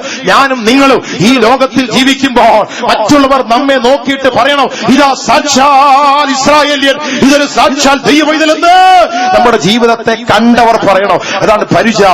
വിശ്വാസം എന്ന പരിചയാൽ നമുക്കൊരു വേർപാട്. ജീവിതത്തിൽ വരുന്ന പലതിന്റെയും മുമ്പിൽ നോ എന്ന് പറയുവാൻ ഒരു വിശ്വാസമുള്ള വിശുദ്ധന് മാത്രമേ കഴിയൂ. അവന്റെ കയ്യിൽ വിശ്വാസം എന്ന പരിചയം ഉണ്ടാകണം. മൂന്നാമത്, വിശ്വാസത്താൽ നമുക്കൊരു എതിർത്ത് നിൽക്കുന്ന ഒരു അനുഭവം ഉണ്ടാകണം. ദൈവത്തിന്റെ സ്തോത്രം. വിശ്വാസത്തിൽ നിങ്ങൾ സ്ഥിരതയുള്ളവരായി അവനോട് എതിർത്ത് നിൽപ്പീനെന്ന് ബൈബിൾ പറയുന്നു. വിശ്വാസത്താൽ നാം ശത്രുവിനോട് എതിർക്കണം. നിനക്ക് വിശ്വാസമുണ്ടോ എങ്കിൽ മാത്രമേ ശത്രുവിനോട് എതിർക്കുവാൻ കഴിയൂ. തിരുവചനം ഇങ്ങനെ പറയുന്നു, പിശാചിനോട് എതിർത്തു നിൽപ്പീ, എന്നാൽ അവൻ നിങ്ങളെ വിട്ട് ഓടിപ്പോകും. അവൻ ഓടിപ്പോകണമോ? ശത്രുവിനോട് എതിർത്ത് നിൽക്കുവാൻ നമുക്കിടയായി തീരണം. ദൈവത്തിന് സ്തോത്രം. നാലാമത്തെ ഭാഗം എന്ന് പറയുന്നത് അതൊരു ജയത്തിന്റെ അനുഭവമാണ്. എവിടെയാ ജയിക്കേണ്ടത്? ലോകത്തെ നാം ജയിക്കണം. തിരുവചനം പറയുന്നു, ലോകത്തെ ജയിച്ച ജയമോ നമ്മുടെ വിശ്വാസം തന്നെ. വിശ്വാസം എന്ന പരിചയ ജീവിതത്തിൽ ഉണ്ടാകുമ്പോ ഒന്നാമതൊരു വിശ്വാസ ജീവിതം നമുക്ക് ലഭിക്കുന്നു. രണ്ട്, ഒരു വേർപെട്ട ജീവിതം നമുക്ക് ലഭിക്കുന്നു. സാത്താന്റെ തന്ത്രങ്ങളെ നാം എതിർത്ത് നിൽക്കുവാൻ കഴിയുന്നു. നാലാമത്, ഈ ലോകത്തെ വിശ്വാസത്താൽ ജയിക്കുവാൻ ദൈവഭക്തന്മാർക്ക് സാധിക്കുമെന്ന് പറയുന്നു. അടുത്തതായി അഞ്ചാമത് പറയുകയാണ്, രക്ഷ എന്ന ഒരു ശിരസ്ത്രം ഉണ്ടായിരിക്കണം. ദൈവത്തിന്റെ സ്തോത്രം. ഒരു ശിരസ്ത്രം ഉണ്ടായിരിക്കണം. തലയിൽ ഒരു ശിരസ്ത്രം. ഇംഗ്ലീഷിൽ പറയുന്നത് take the helmet of salvation. ദൈവവചനം വ്യക്തമായി പറയുക, രക്ഷ എന്ന ശിരസ്ത്രം അത് തലയിൽ വെച്ചേക്കണം. ഇതിവിടെ ഊരി വെച്ചേക്കുന്നതേ ഉള്ളൂ. നിങ്ങൾ ആരും ഊരി വെക്കരുത്, തലയിൽ തന്നെ ഇരിക്കണം. പടയാളി യുദ്ധം ചെയ്യുവാൻ നിൽക്കുമ്പോൾ അവന്റെ തലയിൽ take the helmet of salvation, രക്ഷയുടെ ശിരസ്ത്രം എടുത്തു വയ്ക്കണം. അവരവരുടെ കയ്യിലുണ്ടോ? ഇന്ന് രാത്രി വന്നപ്പോ രക്ഷയുടെ ശിരസ്ത്രം കയ്യിലുള്ളവര് ഒരു അലേറിയ പറയിപ്പിച്ചാൽ എങ്ങനെ ഇരിക്കുന്നു എനിക്ക് അറിയത്തില്ല. അവസാന സമയമായതുകൊണ്ട് ഞാൻ ഇപ്പൊ അതിന് തുനിയുന്നില്ല. ദൈവത്തിന് സ്തോത്രം. രക്ഷ എന്ന ശിരസ്ത്രം തലയിലെടുത്ത് അവരവരുടെ തലയിലുണ്ട്. ആരുടെയും കയ്യിൽ കൊടുക്കരുത്. നമ്മുടെ ഗവൺമെന്റ് ഇപ്പോൾ കമ്പൽസറി ആക്കിയിരിക്കുകയല്ലേ, ടൂ വീലർ യാത്രക്കാരെല്ലാവരും ഹെൽമറ്റ് വെച്ച് യാത്ര ചെയ്യാവൂ, ഇല്ലെങ്കിൽ അപകടം, മരണം സംഭവിക്കാൻ സാധ്യതയുണ്ട്. വളരെ വ്യക്തമായി ഗവൺമെന്റ് നിയമങ്ങൾ പറയുമ്പോൾ ദൈവമക്കളോടും പറയുക, ഈ ശിരസ്ത്രം ഹെൽമറ്റ് തലയിലുണ്ടായിരിക്കണം. ആരുടെയും കയ്യിൽ കൊടുക്കരുത്. പണ്ടൊരിക്കല് ഒരു സഹോദരൻ ടൂ വീലറിൽ പോകുമ്പോൾ തന്റെ ഭാര്യ കൂടെ ഉണ്ടായിരുന്നു. ദൈവത്തിന് സ്തോത്രം. ഹെൽമറ്റ് ഒരു ഭാര്യയുടെ കൈ കൊടുത്തിരിക്കുകയാണ്. ദൈവത്തിന് സ്തോത്രം. പോലീസ് വരുമെന്നൊക്കെ അറിയാം. അപ്പൊ ഭാര്യയോട് പറഞ്ഞു, ഈ പോലീസിനെ കാണുവാണെങ്കിൽ പെട്ടെന്ന് എടുത്ത് തല വെച്ചേക്കണമെന്ന് പറഞ്ഞു. ഭാര്യയുടെ കയ്യിൽ ഹെൽമറ്റ്. പെട്ടെന്ന് വളവ് തിരിഞ്ഞപ്പോൾ പോലീസ് ഇവളെ പുറയിരുന്നുകൊണ്ട് ഹെൽമറ്റ് എടുത്ത് തിരിച്ചങ്ങ് വെച്ചു. കണ്ണാടി പുറകിലും ബാക്കി അടഞ്ഞിരിക്കുന്ന ഭാഗം മുമ്പിലും. നാഷണൽ പെർമിറ്റ് ലോറിക്കിട്ട് ഒരു ഒറ്റ ഇടിയും രണ്ടും കൂടെ പടക്കം പൊട്ടുന്ന പോലെ തീർന്നു. ഇന്ന് രാത്രി എന്നെ കേൾക്കുന്ന ദൈവമക്കളെ, ഹെൽമറ്റ് തല വെച്ചേക്കണം. ആരുടെയെങ്കിലും കൈ കൊടുത്ത് നീ രക്ഷിക്കപ്പെട്ടവനെന്ന് വല്ലവനും പറയരുത്. നിന്നെ കാണുമ്പം പറയണം. ഹെൽമറ്റ് വെച്ച ഒരാളെ കാണുമ്പോൾ അവന്റെ ഹെൽമറ്റാ കാണുന്നത്. നിന്നെ കാണുമ്പം പറയണം രക്ഷിക്കപ്പെട്ടവനാണെന്ന്. ദൈവത്തിന് സ്തോത്രം. നിന്റെ മുഖം കാണുമ്പോ, നിന്റെ നിപ്പ് കാണുമ്പോ, നിന്റെ സ്തോത്രം കേൾക്കുമ്പോ ദൈവത്തിന് സ്തോത്രം. ചില രക്ഷിക്കപ്പെട്ടവരാണെങ്കിൽ കയ്യിലൊക്കെ പിടിച്ച് സ്തോത്രമൊക്കെ പറഞ്ഞ് നമ്മൾ വളഞ്ഞു പോകും. ദൈവത്തിന് സ്തോത്രം. ഒറ്റ പിടി ഒരു ഞെക്കുവാ. സ്തോത്രം എന്നൊക്കെ പറഞ്ഞു ഒരു ഞെക്കൊക്കെ ഉണർവിലാണോന്ന് അറിഞ്ഞുകൂടാ. കാണുമ്പോ കയ്യിലൊക്കെ പിടിച്ചാൽ അറിയണം ദൈവവൈതലാണെന്ന് അറിയണം. കാട്ടാളന്മാര് പിടിക്കുന്ന പോലെ പിടിച്ചു കളയരുത്. ദൈവത്തിന് സ്തോത്രം. പ്രവൃത്തിയും വാക്കും നിലവാരങ്ങൾ കൊണ്ട് നീ ഒരു ദൈവവൈതൽ രക്ഷിക്കപ്പെട്ടവനാണ് എന്ന് മറ്റുള്ളവർ നിന്നെ കുറിച്ച് പറയുവാനിടയായി തീരണം. Take the helmet of salvation. അവസാനമായി പറയുന്നു, കയ്യിലൊരു വാൾ ഉണ്ടായിരിക്കണം. ദൈവവചനമെന്ന ആത്മാവിന്റെ വാൾ കയ്യിലുണ്ടായിരിക്കണം. ഏത് സമയത്തും നിന്റെ മുമ്പിൽ പോരാടി വരുന്ന ശത്രുവിനെ ജയിപ്പാൻ നിന്റെ പക്കൽ ഒരു വാൾ ഉണ്ടാകണം. അത് തിരുവചനമെന്ന വാളാകുന്നു. ദൈവത്തിന്റെ വചനത്തിലേക്ക് നാം കടന്നു വരുമ്പോൾ യേശുവിന്റെ പരീക്ഷാകാലത്തിന്റെ ഉപവാസം കഴിഞ്ഞ പരീക്ഷാകാലത്തിന്റെ 3 പാർട്ടുകൾ നമുക്ക് കാണുവാൻ കഴിയൂ. 40 ദിവസം ഉപവാസം കഴിഞ്ഞ് യേശു വരുന്നു. സാത്താൻ കല്ലുമായിട്ട് വന്നിട്ട് പറയുക, ഒന്ന് അപ്പമാക്കുവാൻ. ഇന്നത്തെ ആളുകളാണെങ്കിൽ 1 അല്ല 9 അപ്പമാക്കി കൈ കൊടുത്തിട്ട് അത്ഭുതം കാണിച്ചിട്ട് ഇങ്ങനെ നിന്നേനെ. യേശു പറഞ്ഞടാ സാത്താനെ, കള്ളപ്പിശാചേ, മനുഷ്യനെ അപ്പം കൊണ്ട് മാത്രമല്ലടാ ജീവിക്കുന്നത്, ദൈവത്തിന്റെ വായിൽ നിന്ന് വരുന്ന വചനം കൊണ്ട് ജീവിക്കുന്നു. സാത്താനെ പ്രിവന്റ് ചെയ്യുവാൻ, അവനെ എതിർക്കുവാൻ, ദൈവത്തിന്റെ സ്തോത്രം, അവനെ തടഞ്ഞു നിർത്തുവാൻ യേശുവിന്റെ പക്കൽ വചനമുണ്ടായിരുന്നു. സാത്താൻ വീണ്ടും മാറിപ്പോയി. യേശു വചനമെടുത്തപ്പോൾ സാത്താൻ അടുത്ത് വചനം എടുത്തുകൊണ്ടുവന്നു. ഒരു ഗോപുരത്തിന്റെ മുകളിലേക്ക് കൊണ്ട് നിർത്തിയിട്ട് പറയുകയാണ്, ഒന്ന് താഴോട്ട് ചാടിയാട്ട് കാൽ കല്ലിൽ തട്ടിപ്പോകാതെ വണ്ണം ദൂതന്മാർ നിന്നെ കാത്തുകൊള്ളൂ എന്ന് പറഞ്ഞ് ഗോപുരത്തിന്റെ മുകളിലേക്ക് കയറ്റി നിർത്തുകയാണ്. ദൈവത്തിന് സ്തോത്രം. അപ്പോ കർത്താവായ യേശു അതിന് മറുപടിയായി ഒരു വചനമെടുത്ത് പറഞ്ഞു, സാത്താനെ ജയിച്ചു. ഒരു വലിയ മലയുടെ മുകളിലേക്ക് കൊണ്ട് നിർത്തിയിട്ട് പറഞ്ഞു, ഒന്ന് വീണ് നമസ്കരിക്ക്, കാണുന്നതൊക്കെ നിനക്ക് തരാം. യേശു പറഞ്ഞു, നിന്റെ ദൈവമായ കർത്താവിന്റെ മുമ്പിലല്ലാതെ വീഴരുത്, ആരെയും നമസ്കരിക്കരുത്. സാത്താൻ അവനെ വിട്ടുപോയി. ഇന്ന് രാത്രി വേളയിൽ സാത്താനോട് പ്രതിരോധിക്കുവാൻ നിന്റെ പക്കൽ ആയുധമുണ്ടാകണം. സത്യമെന്ന ബെൽറ്റ് ഉണ്ടാകണം. നീതി എന്ന ബ്രസ്റ്റ് പ്ലേറ്റ് നിനക്കുണ്ടാകണം. സമാധാനമെന്ന കാലിലെ ചെരുപ്പുണ്ടായിരിക്കണം. തലയിൽ ഹെൽമറ്റ്, രക്ഷയെന്ന ശിരസ്ത്രം ഉണ്ടാകണം. ഒരു കൈയിൽ വചനമെന്ന വാൾ, മറുകൈയിൽ വിശ്വാസമെന്ന പരിച ഏന്തിക്കൊണ്ട് മുൻപോട്ട് പോയാൽ ശത്രുവായ സാത്താൻ നിന്റെ മുമ്പിൽ പരാജയപ്പെടും. യുദ്ധം ചെയ്യുവാൻ ഇന്ന് രാത്രി എത്ര ശക്തരാകുന്നു. ക്രൂശിന്റെ പിൻപിൽ നിൽക്കുന്ന പടയാളികളെ, ശത്രുവിന്റെ പോരാട്ടത്തെ കണ്ട് നിങ്ങൾ പേടിക്കേണ്ട. ഇതൊക്കെയാണെങ്കിലും ചിലപ്പോൾ ചില പരീക്ഷകൾ വരുമ്പോൾ ദൈവമക്കൾ പതറിപ്പോകാതിരിപ്പാൻ, നിങ്ങൾ നിങ്ങളുടെ വിശ്വാസ ജീവിതത്തില് ഇളകിപ്പോകാതിരിപ്പാൻ ഞാൻ എന്റെ വാക്കുകളെ ചുരുക്കുവാൻ പോകുക. 2-3 വാക്കുകൾ പെട്ടെന്ന് നിങ്ങളെ ഓർപ്പിച്ച് എന്റെ വാചകത്തെ വാക്കുകൾ ഞാൻ നിർത്തിക്കൊള്ളാം. ദൈവത്തിന് സ്തോത്രം. ചിലർ ചിന്തിക്കൂ, ഇങ്ങനെയൊക്കെ പരീക്ഷകൾ ഉണ്ടെങ്കിലും, ഇങ്ങനെ സംരക്ഷണം ഉണ്ടെങ്കിലും എന്തുകൊണ്ട് ഞങ്ങൾക്ക് പരീക്ഷ, എന്തുകൊണ്ട് ഞങ്ങൾക്ക് പോരാട്ടം, ദൈവമക്കൾക്ക് എന്തുകൊണ്ടാണ് പ്രശ്നമുണ്ടാകുന്നത്? ദൈവത്തിന് സ്തോത്രം. ഒരു കാര്യം അറിഞ്ഞുകൊള്ളണം, ദൈവം ചിലപ്പോൾ ചിലത് അനുവദിക്കാറുണ്ട്. വായിച്ചാട്ട്, ഇയ്യോബിന്റെ ഇയ്യോബിന്റെ പുസ്തകം 1-ാം അധ്യായം 12-ാം വാക്യത്തിലേക്ക് വരുമ്പോൾ അവിടെ നമുക്ക് ദൈവത്തിന്റെ വചനത്തെ കാണുവാൻ കഴിയുന്നു. വായിച്ചാട്ട് ഇയ്യോബിന്റെ പുസ്തകം 1-ന്റെ 12-ാമത്തെ വാക്യം. ദൈവം സാത്താനോട്, ഇതാ അവനുള്ളതൊക്കെയും നിന്റെ കയ്യിലിരിക്കുന്നു, അവന്റെ മേൽ മാത്രം കയ്യേറ്റം ചെയ്യരുതെന്ന് കൽപ്പിച്ചു. അവനുള്ളതൊക്കെയും നിന്റെ പക്കലിരിക്കുന്നു, അവന്റെ മേൽ, അവന്റെ ശരീരത്തെ മാത്രം തൊടരുത്. അവനുള്ളതൊക്കെ ദൈവം അനുവദിച്ചു കൊടുത്തു, പക്ഷേ ശരീരത്തെ തൊടുവാൻ ദൈവം അനുവാദം കൊടുത്തിട്ടില്ല. ആ വാക്യത്തിൽ ദൈവമൊക്കെ ഒരു കാര്യം അറിയണം, അനുവദിക്കാതെ, മുകളിൽ നിന്നിരിക്കുന്നവൻ അനുവദിക്കാതെ. യേശു പീലാത്തോസിനോട് പറഞ്ഞില്ലേ? പീലാത്തോസ് യേശുവിനോട് പറയുക, ഗവർണറായിരുന്നു കൊണ്ട് പീലാത്തോസ് യേശുവിനോട് പറഞ്ഞു, നിന്നെ വിട്ടയക്കുവാനും വിധിക്കുവാനും ശിക്ഷിക്കുവാനും എനിക്ക് അധികാരമുണ്ട്. യേശു പീലാത്തോസിന്റെ കണ്ണേലോട്ട് തുറച്ചു നോക്കിയിട്ട് പറഞ്ഞു, പീലാത്തോസെ, റോമൻ ഗവർണറെ, മുകളിൽ നിന്ന് അനുവാദം കിട്ടാതെ നിനക്ക് എന്റെ മേൽ ഒരു കാര്യമില്ല. ഇന്ന് രാത്രി ദൈവമക്കൾ ഈ സത്യം മനസ്സിലൊന്ന് ഏറ്റുപറ. എന്റെ ദൈവം അനുവദിക്കാതെ ലോകത്തിൽ ഒരു ശക്തിക്ക് എന്നെ ഒന്ന് തൊട്ടു നോക്കാൻ പറ്റുകയില്ല. ധൈര്യമായി നിങ്ങൾക്ക് പറയാം, ദൈവം അനുവദിക്കാതെ നിങ്ങളെ തൊടാൻ ആർക്കും സാധ്യമല്ല. എന്തുകൊണ്ട്? ചിലപ്പോൾ ചില സന്ദർഭങ്ങളിൽ ദൈവം ചിലതിന് അനുവാദം കൊടുക്കുന്നു, ചിലത് ദൈവം നിരോധിച്ചു കളയുക. ദൈവം അനുവദിക്കാതെ നമുക്കൊന്നും വരികയില്ല. എന്തെങ്കിലും ജീവിതത്തിൽ വന്നാൽ ദൈവം അറിയാതെയല്ല. തലയിലെ മുടികളെ എണ്ണി ദൈവം അറിയാതെ പൊടിഞ്ഞു പോകുവാൻ അനുവദിക്കുകയില്ല. ആ സത്യം ദൈവമക്കൾ ആദ്യം ഈ അറിവ് നമുക്കുണ്ടാകണം. യുദ്ധത്തിനായി ക്രൂശിന്റെ പിന്നിൽ ആയുധങ്ങൾ പിടിച്ചുകൊണ്ട് നിൽക്കുന്ന ദൈവമക്കൾ 2-3 അറിവുകളോടുകൂടെ ഇന്ന് രാത്രി നമുക്ക് യുദ്ധത്തിലേക്ക്, അല്ലെങ്കിൽ നമ്മുടെ ജീവിതത്തിന്റെ യഥാർത്ഥ അവസ്ഥയിലേക്ക് നമുക്ക് കടക്കാം. 1-ാമത്തെ അറിവ്, എന്റെ ദൈവം അനുവദിച്ചാലേ ശത്രു എന്നെ തൊടൂ. എന്റെ ദൈവം അനുവദിച്ചാൽ മാത്രമേ എന്റെ ജീവിതത്തിൽ എന്തെങ്കിലും സംഭവിക്കൂ. ഈ അറിവ് നിങ്ങൾക്കുണ്ടോ? നിങ്ങൾക്ക് ഭയമില്ലാത്ത ജീവിതം ചെയ്യുവാൻ കഴിയൂ. അടുത്തത് റോമാലേഖനം 8-ാം അധ്യായത്തിന്റെ 31-ാം വാക്യം പെട്ടെന്നൊന്ന് വായിച്ചിട്ട്. റോമാലേഖനം 8-ാം അധ്യായം 31-ാമത്തെ വാക്യം. ഇത് സംബന്ധിച്ച് നാം എന്തു പറയേണ്ടു? ദൈവം നമുക്ക് അനുകൂലമെങ്കിൽ നമുക്ക് പ്രതികൂലം ആർ? ദൈവം നമുക്ക് അനുകൂലമെങ്കിൽ പ്രതികൂലം ആർ? Who can be against us? ആരാണ് പ്രതികൂലം? എന്റെ ദൈവം അനുകൂലമാണെങ്കിൽ ഈ അറിവ് രണ്ടാമത് നമുക്കുണ്ടാവും. ഒന്ന്, ദൈവം അനുവദിക്കണം, അല്ല അതൊന്നും സംഭവിക്കില്ല. 2-ാമത്തെ അറിവ്, എന്റെ ദൈവം എനിക്ക് അനുകൂലമെങ്കിൽ who can be against us? ആരാണ് എനിക്ക് എതിരായി നിൽക്കുന്നത്? ഒരാളും നമുക്ക് എതിരായി നിൽക്കുകയില്ല. ഈ വാക്ക് ദൈവമക്കൾ ഏറ്റു പറഞ്ഞാണ്. ഞാനെന്റെ വാക്കുകളെ ചുരുക്കുകയാണ്. ദൈവത്തിന് സ്തോത്രം. 2 വാക്യങ്ങൾ കൂടെ വായിച്ച് ഞാൻ എന്റെ വാക്കുകൾ നിർത്താം. ഈ വാക്കുകൾ, ഇനിയുള്ള വചനങ്ങൾ പറയുമ്പോൾ ഈ പറഞ്ഞ കാര്യങ്ങൾ ദൈവമക്കൾ ഒന്ന് മനസ്സിലേറ്റ് പറഞ്ഞാട്ടെ. എന്റെ ദൈവം അറിയാതെ ഒന്നും സംഭവിച്ചിട്ടില്ല. കഴിഞ്ഞ കാലങ്ങളിൽ എന്റെ ദൈവം അറിയാതെ എനിക്കൊന്നും എല്ലാ ദൈവമക്കളും മനസ്സിലത് പറഞ്ഞുകൊണ്ടിരുന്നാട്ടെ. അടുത്തത്, ദൈവം അനുകൂലമെങ്കിൽ who can be against us? ആരാണ് എനിക്ക് പ്രതികൂലം? ഇല്ല. നിങ്ങൾ ധൈര്യമായിട്ട് പറഞ്ഞാട്ട്, എന്റെ ദൈവം എനിക്ക് അനുകൂലമാണെങ്കിൽ പ്രതികൂലം നിൽക്കാൻ ഈ ലോകത്തിന് സാധ്യമല്ല. ലോകമേ, സാത്താന്യ ശക്തികളെ, ലോകത്തിലെ മനുഷ്യവർഗമേ, ഗവൺമെന്റുകളെ, ആരുമായിക്കൊള്ളട്ടെ, എന്റെ ദൈവം അനുകൂലമാണോ? പ്രതികൂലമായി നിൽക്കുവാൻ ആർക്കും സാധ്യമല്ല. രോഗത്തിന്റെ ശക്തി, പാപത്തിന്റെ ശക്തി, അന്ധകാരത്തിന്റെ ഒരു ശക്തികൾക്കും നിന്നെ ഒന്ന് തൊട്ടു നോക്കുവാൻ സാധ്യമല്ല. ദൈവം അനുകൂലമെങ്കിൽ പ്രതികൂലമാണ്. ദൈവത്തിന് സ്തോത്രം. അടുത്ത 3-ാമത്തെ വിഷയം, 3-ാമത്തെ അറിവ്, യെശയ്യാ പ്രവചനം 54-ാം അധ്യായം 17-ാം വാക്യത്തിലേക്ക് നമുക്കൊന്ന് വരാം. യെശയ്യാ പ്രവചനം 54-ന്റെ 17-ാം വാക്യത്തിൽ പറയുന്നു, നിനക്ക് വിരോധമായി ഉണ്ടാകുന്ന ഒരായുധവും ഫലിക്കയില്ല. ഒരായുധവും ഫലിക്കയില്ല. ഏറ്റു പറയണം ഈ വാക്കുകൾ ഏറ്റു പറയണം. നിനക്കെന്നുള്ളിടത്ത് നിങ്ങൾ പറഞ്ഞു, എനിക്ക് വിരോധമായി ഞാനൊരു ദൈവവൈതൽ, I am a child of God. ഞാനൊരു ദൈവവൈതൽ. ഒന്ന് ഏറ്റു പറയാമോ? അധരം കൊണ്ടൊന്ന് പറഞ്ഞേ ദൈവമക്കള്. ഒന്ന് ഏറ്റു, ഞാനൊരു ദൈവവൈതൽ എന്ന് പറ. ലജ്ജയില്ലാത്തവർ, ക്രൂശിലവൻ ചൊരിഞ്ഞ രക്തത്താൽ നീ ഒരു ദൈവവൈതലായെങ്കിൽ ധൈര്യമായിട്ട് പറ, ഞാനൊരു ദൈവവൈതല. ശബ്ദം ഉയർത്തി പറ, ലജ്ജിക്കണ്ട. ധൈര്യമായിട്ട് പറ. നിന്റെ അടുത്തിരിക്കുന്ന ആൾ കേൾക്കട്ടെ. ആ ശബ്ദത്തിലൊന്ന് പറ, ഞാൻ ദൈവവൈതലെന്ന് ലജ്ജ കൂടാതെ ഒന്ന് വിളിച്ചു പറ. അത് നിന്റെ പ്രാഗൽഭ്യമാണ്, മൗനമായിരിക്കാനല്ല ഞാൻ പറഞ്ഞത്. നിന്റെ തൊട്ടടുത്തിരിക്കുന്ന ആളുടെ ചെവിയിൽ എത്തത്തക്ക നിലയിൽ ഒന്ന് പറയാമോ? അത് നിന്റെ ധൈര്യമാ.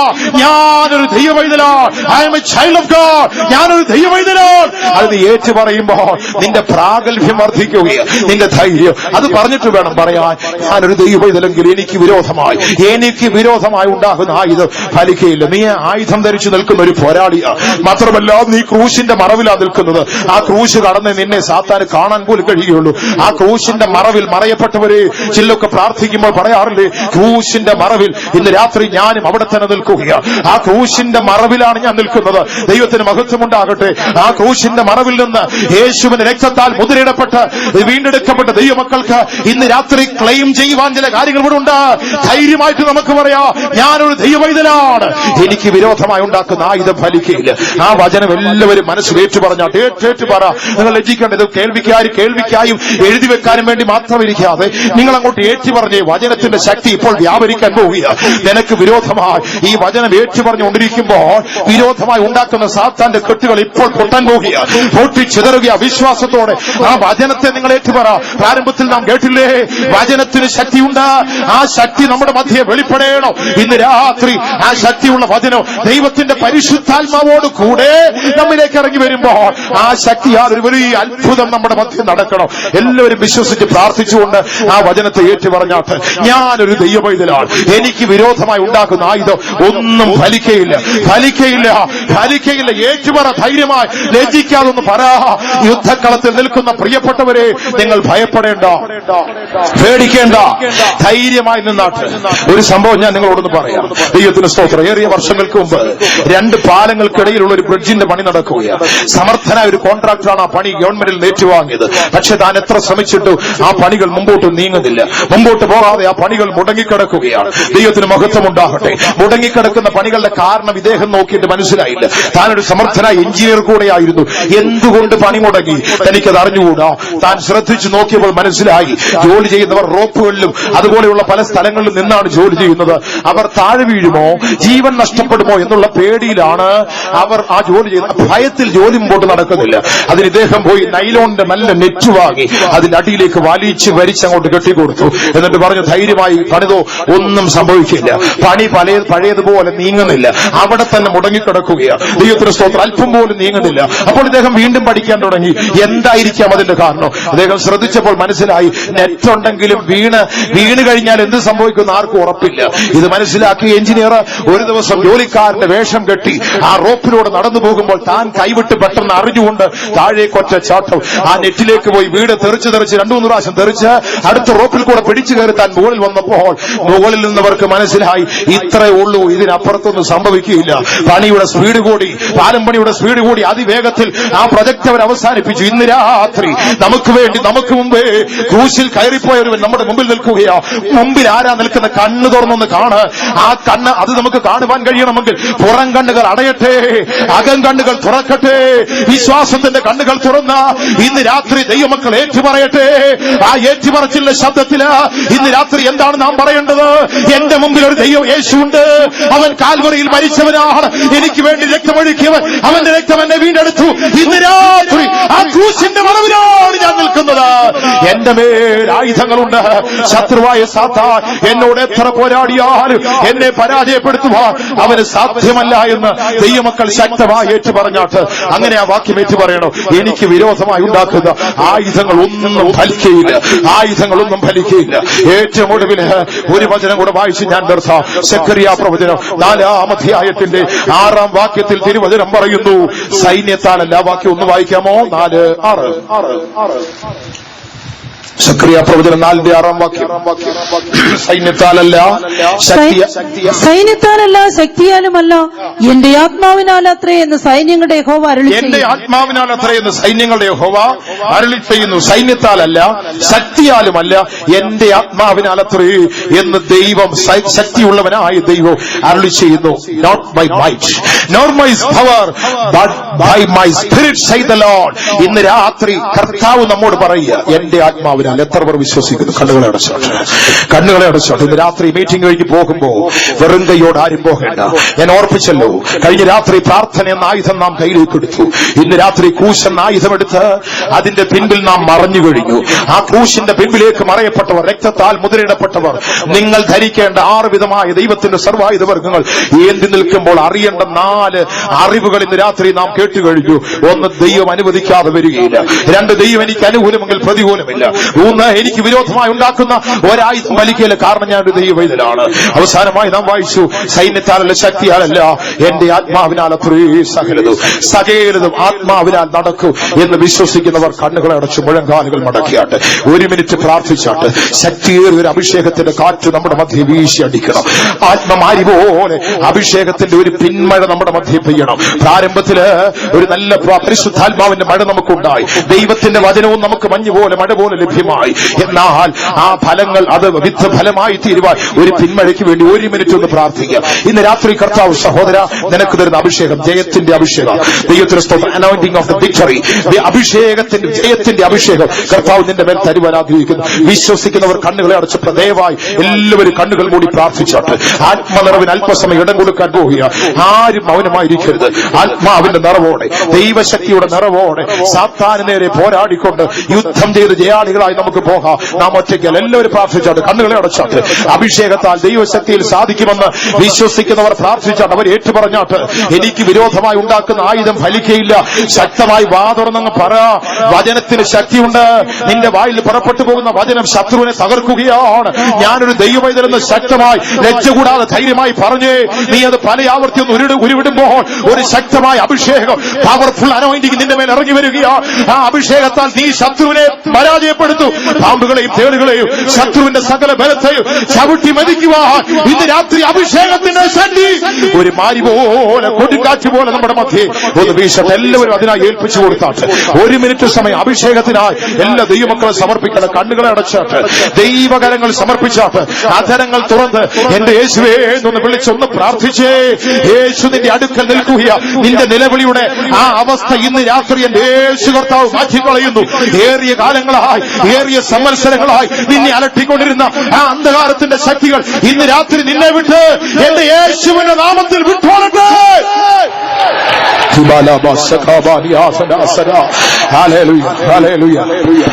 ഒരു സെക്കൻഡ്, ഒരു സ്വാഭാവിക അഭിഷേകത്തിനല്ല നിങ്ങൾ സമർപ്പിക്കപ്പെടേണ്ടത്.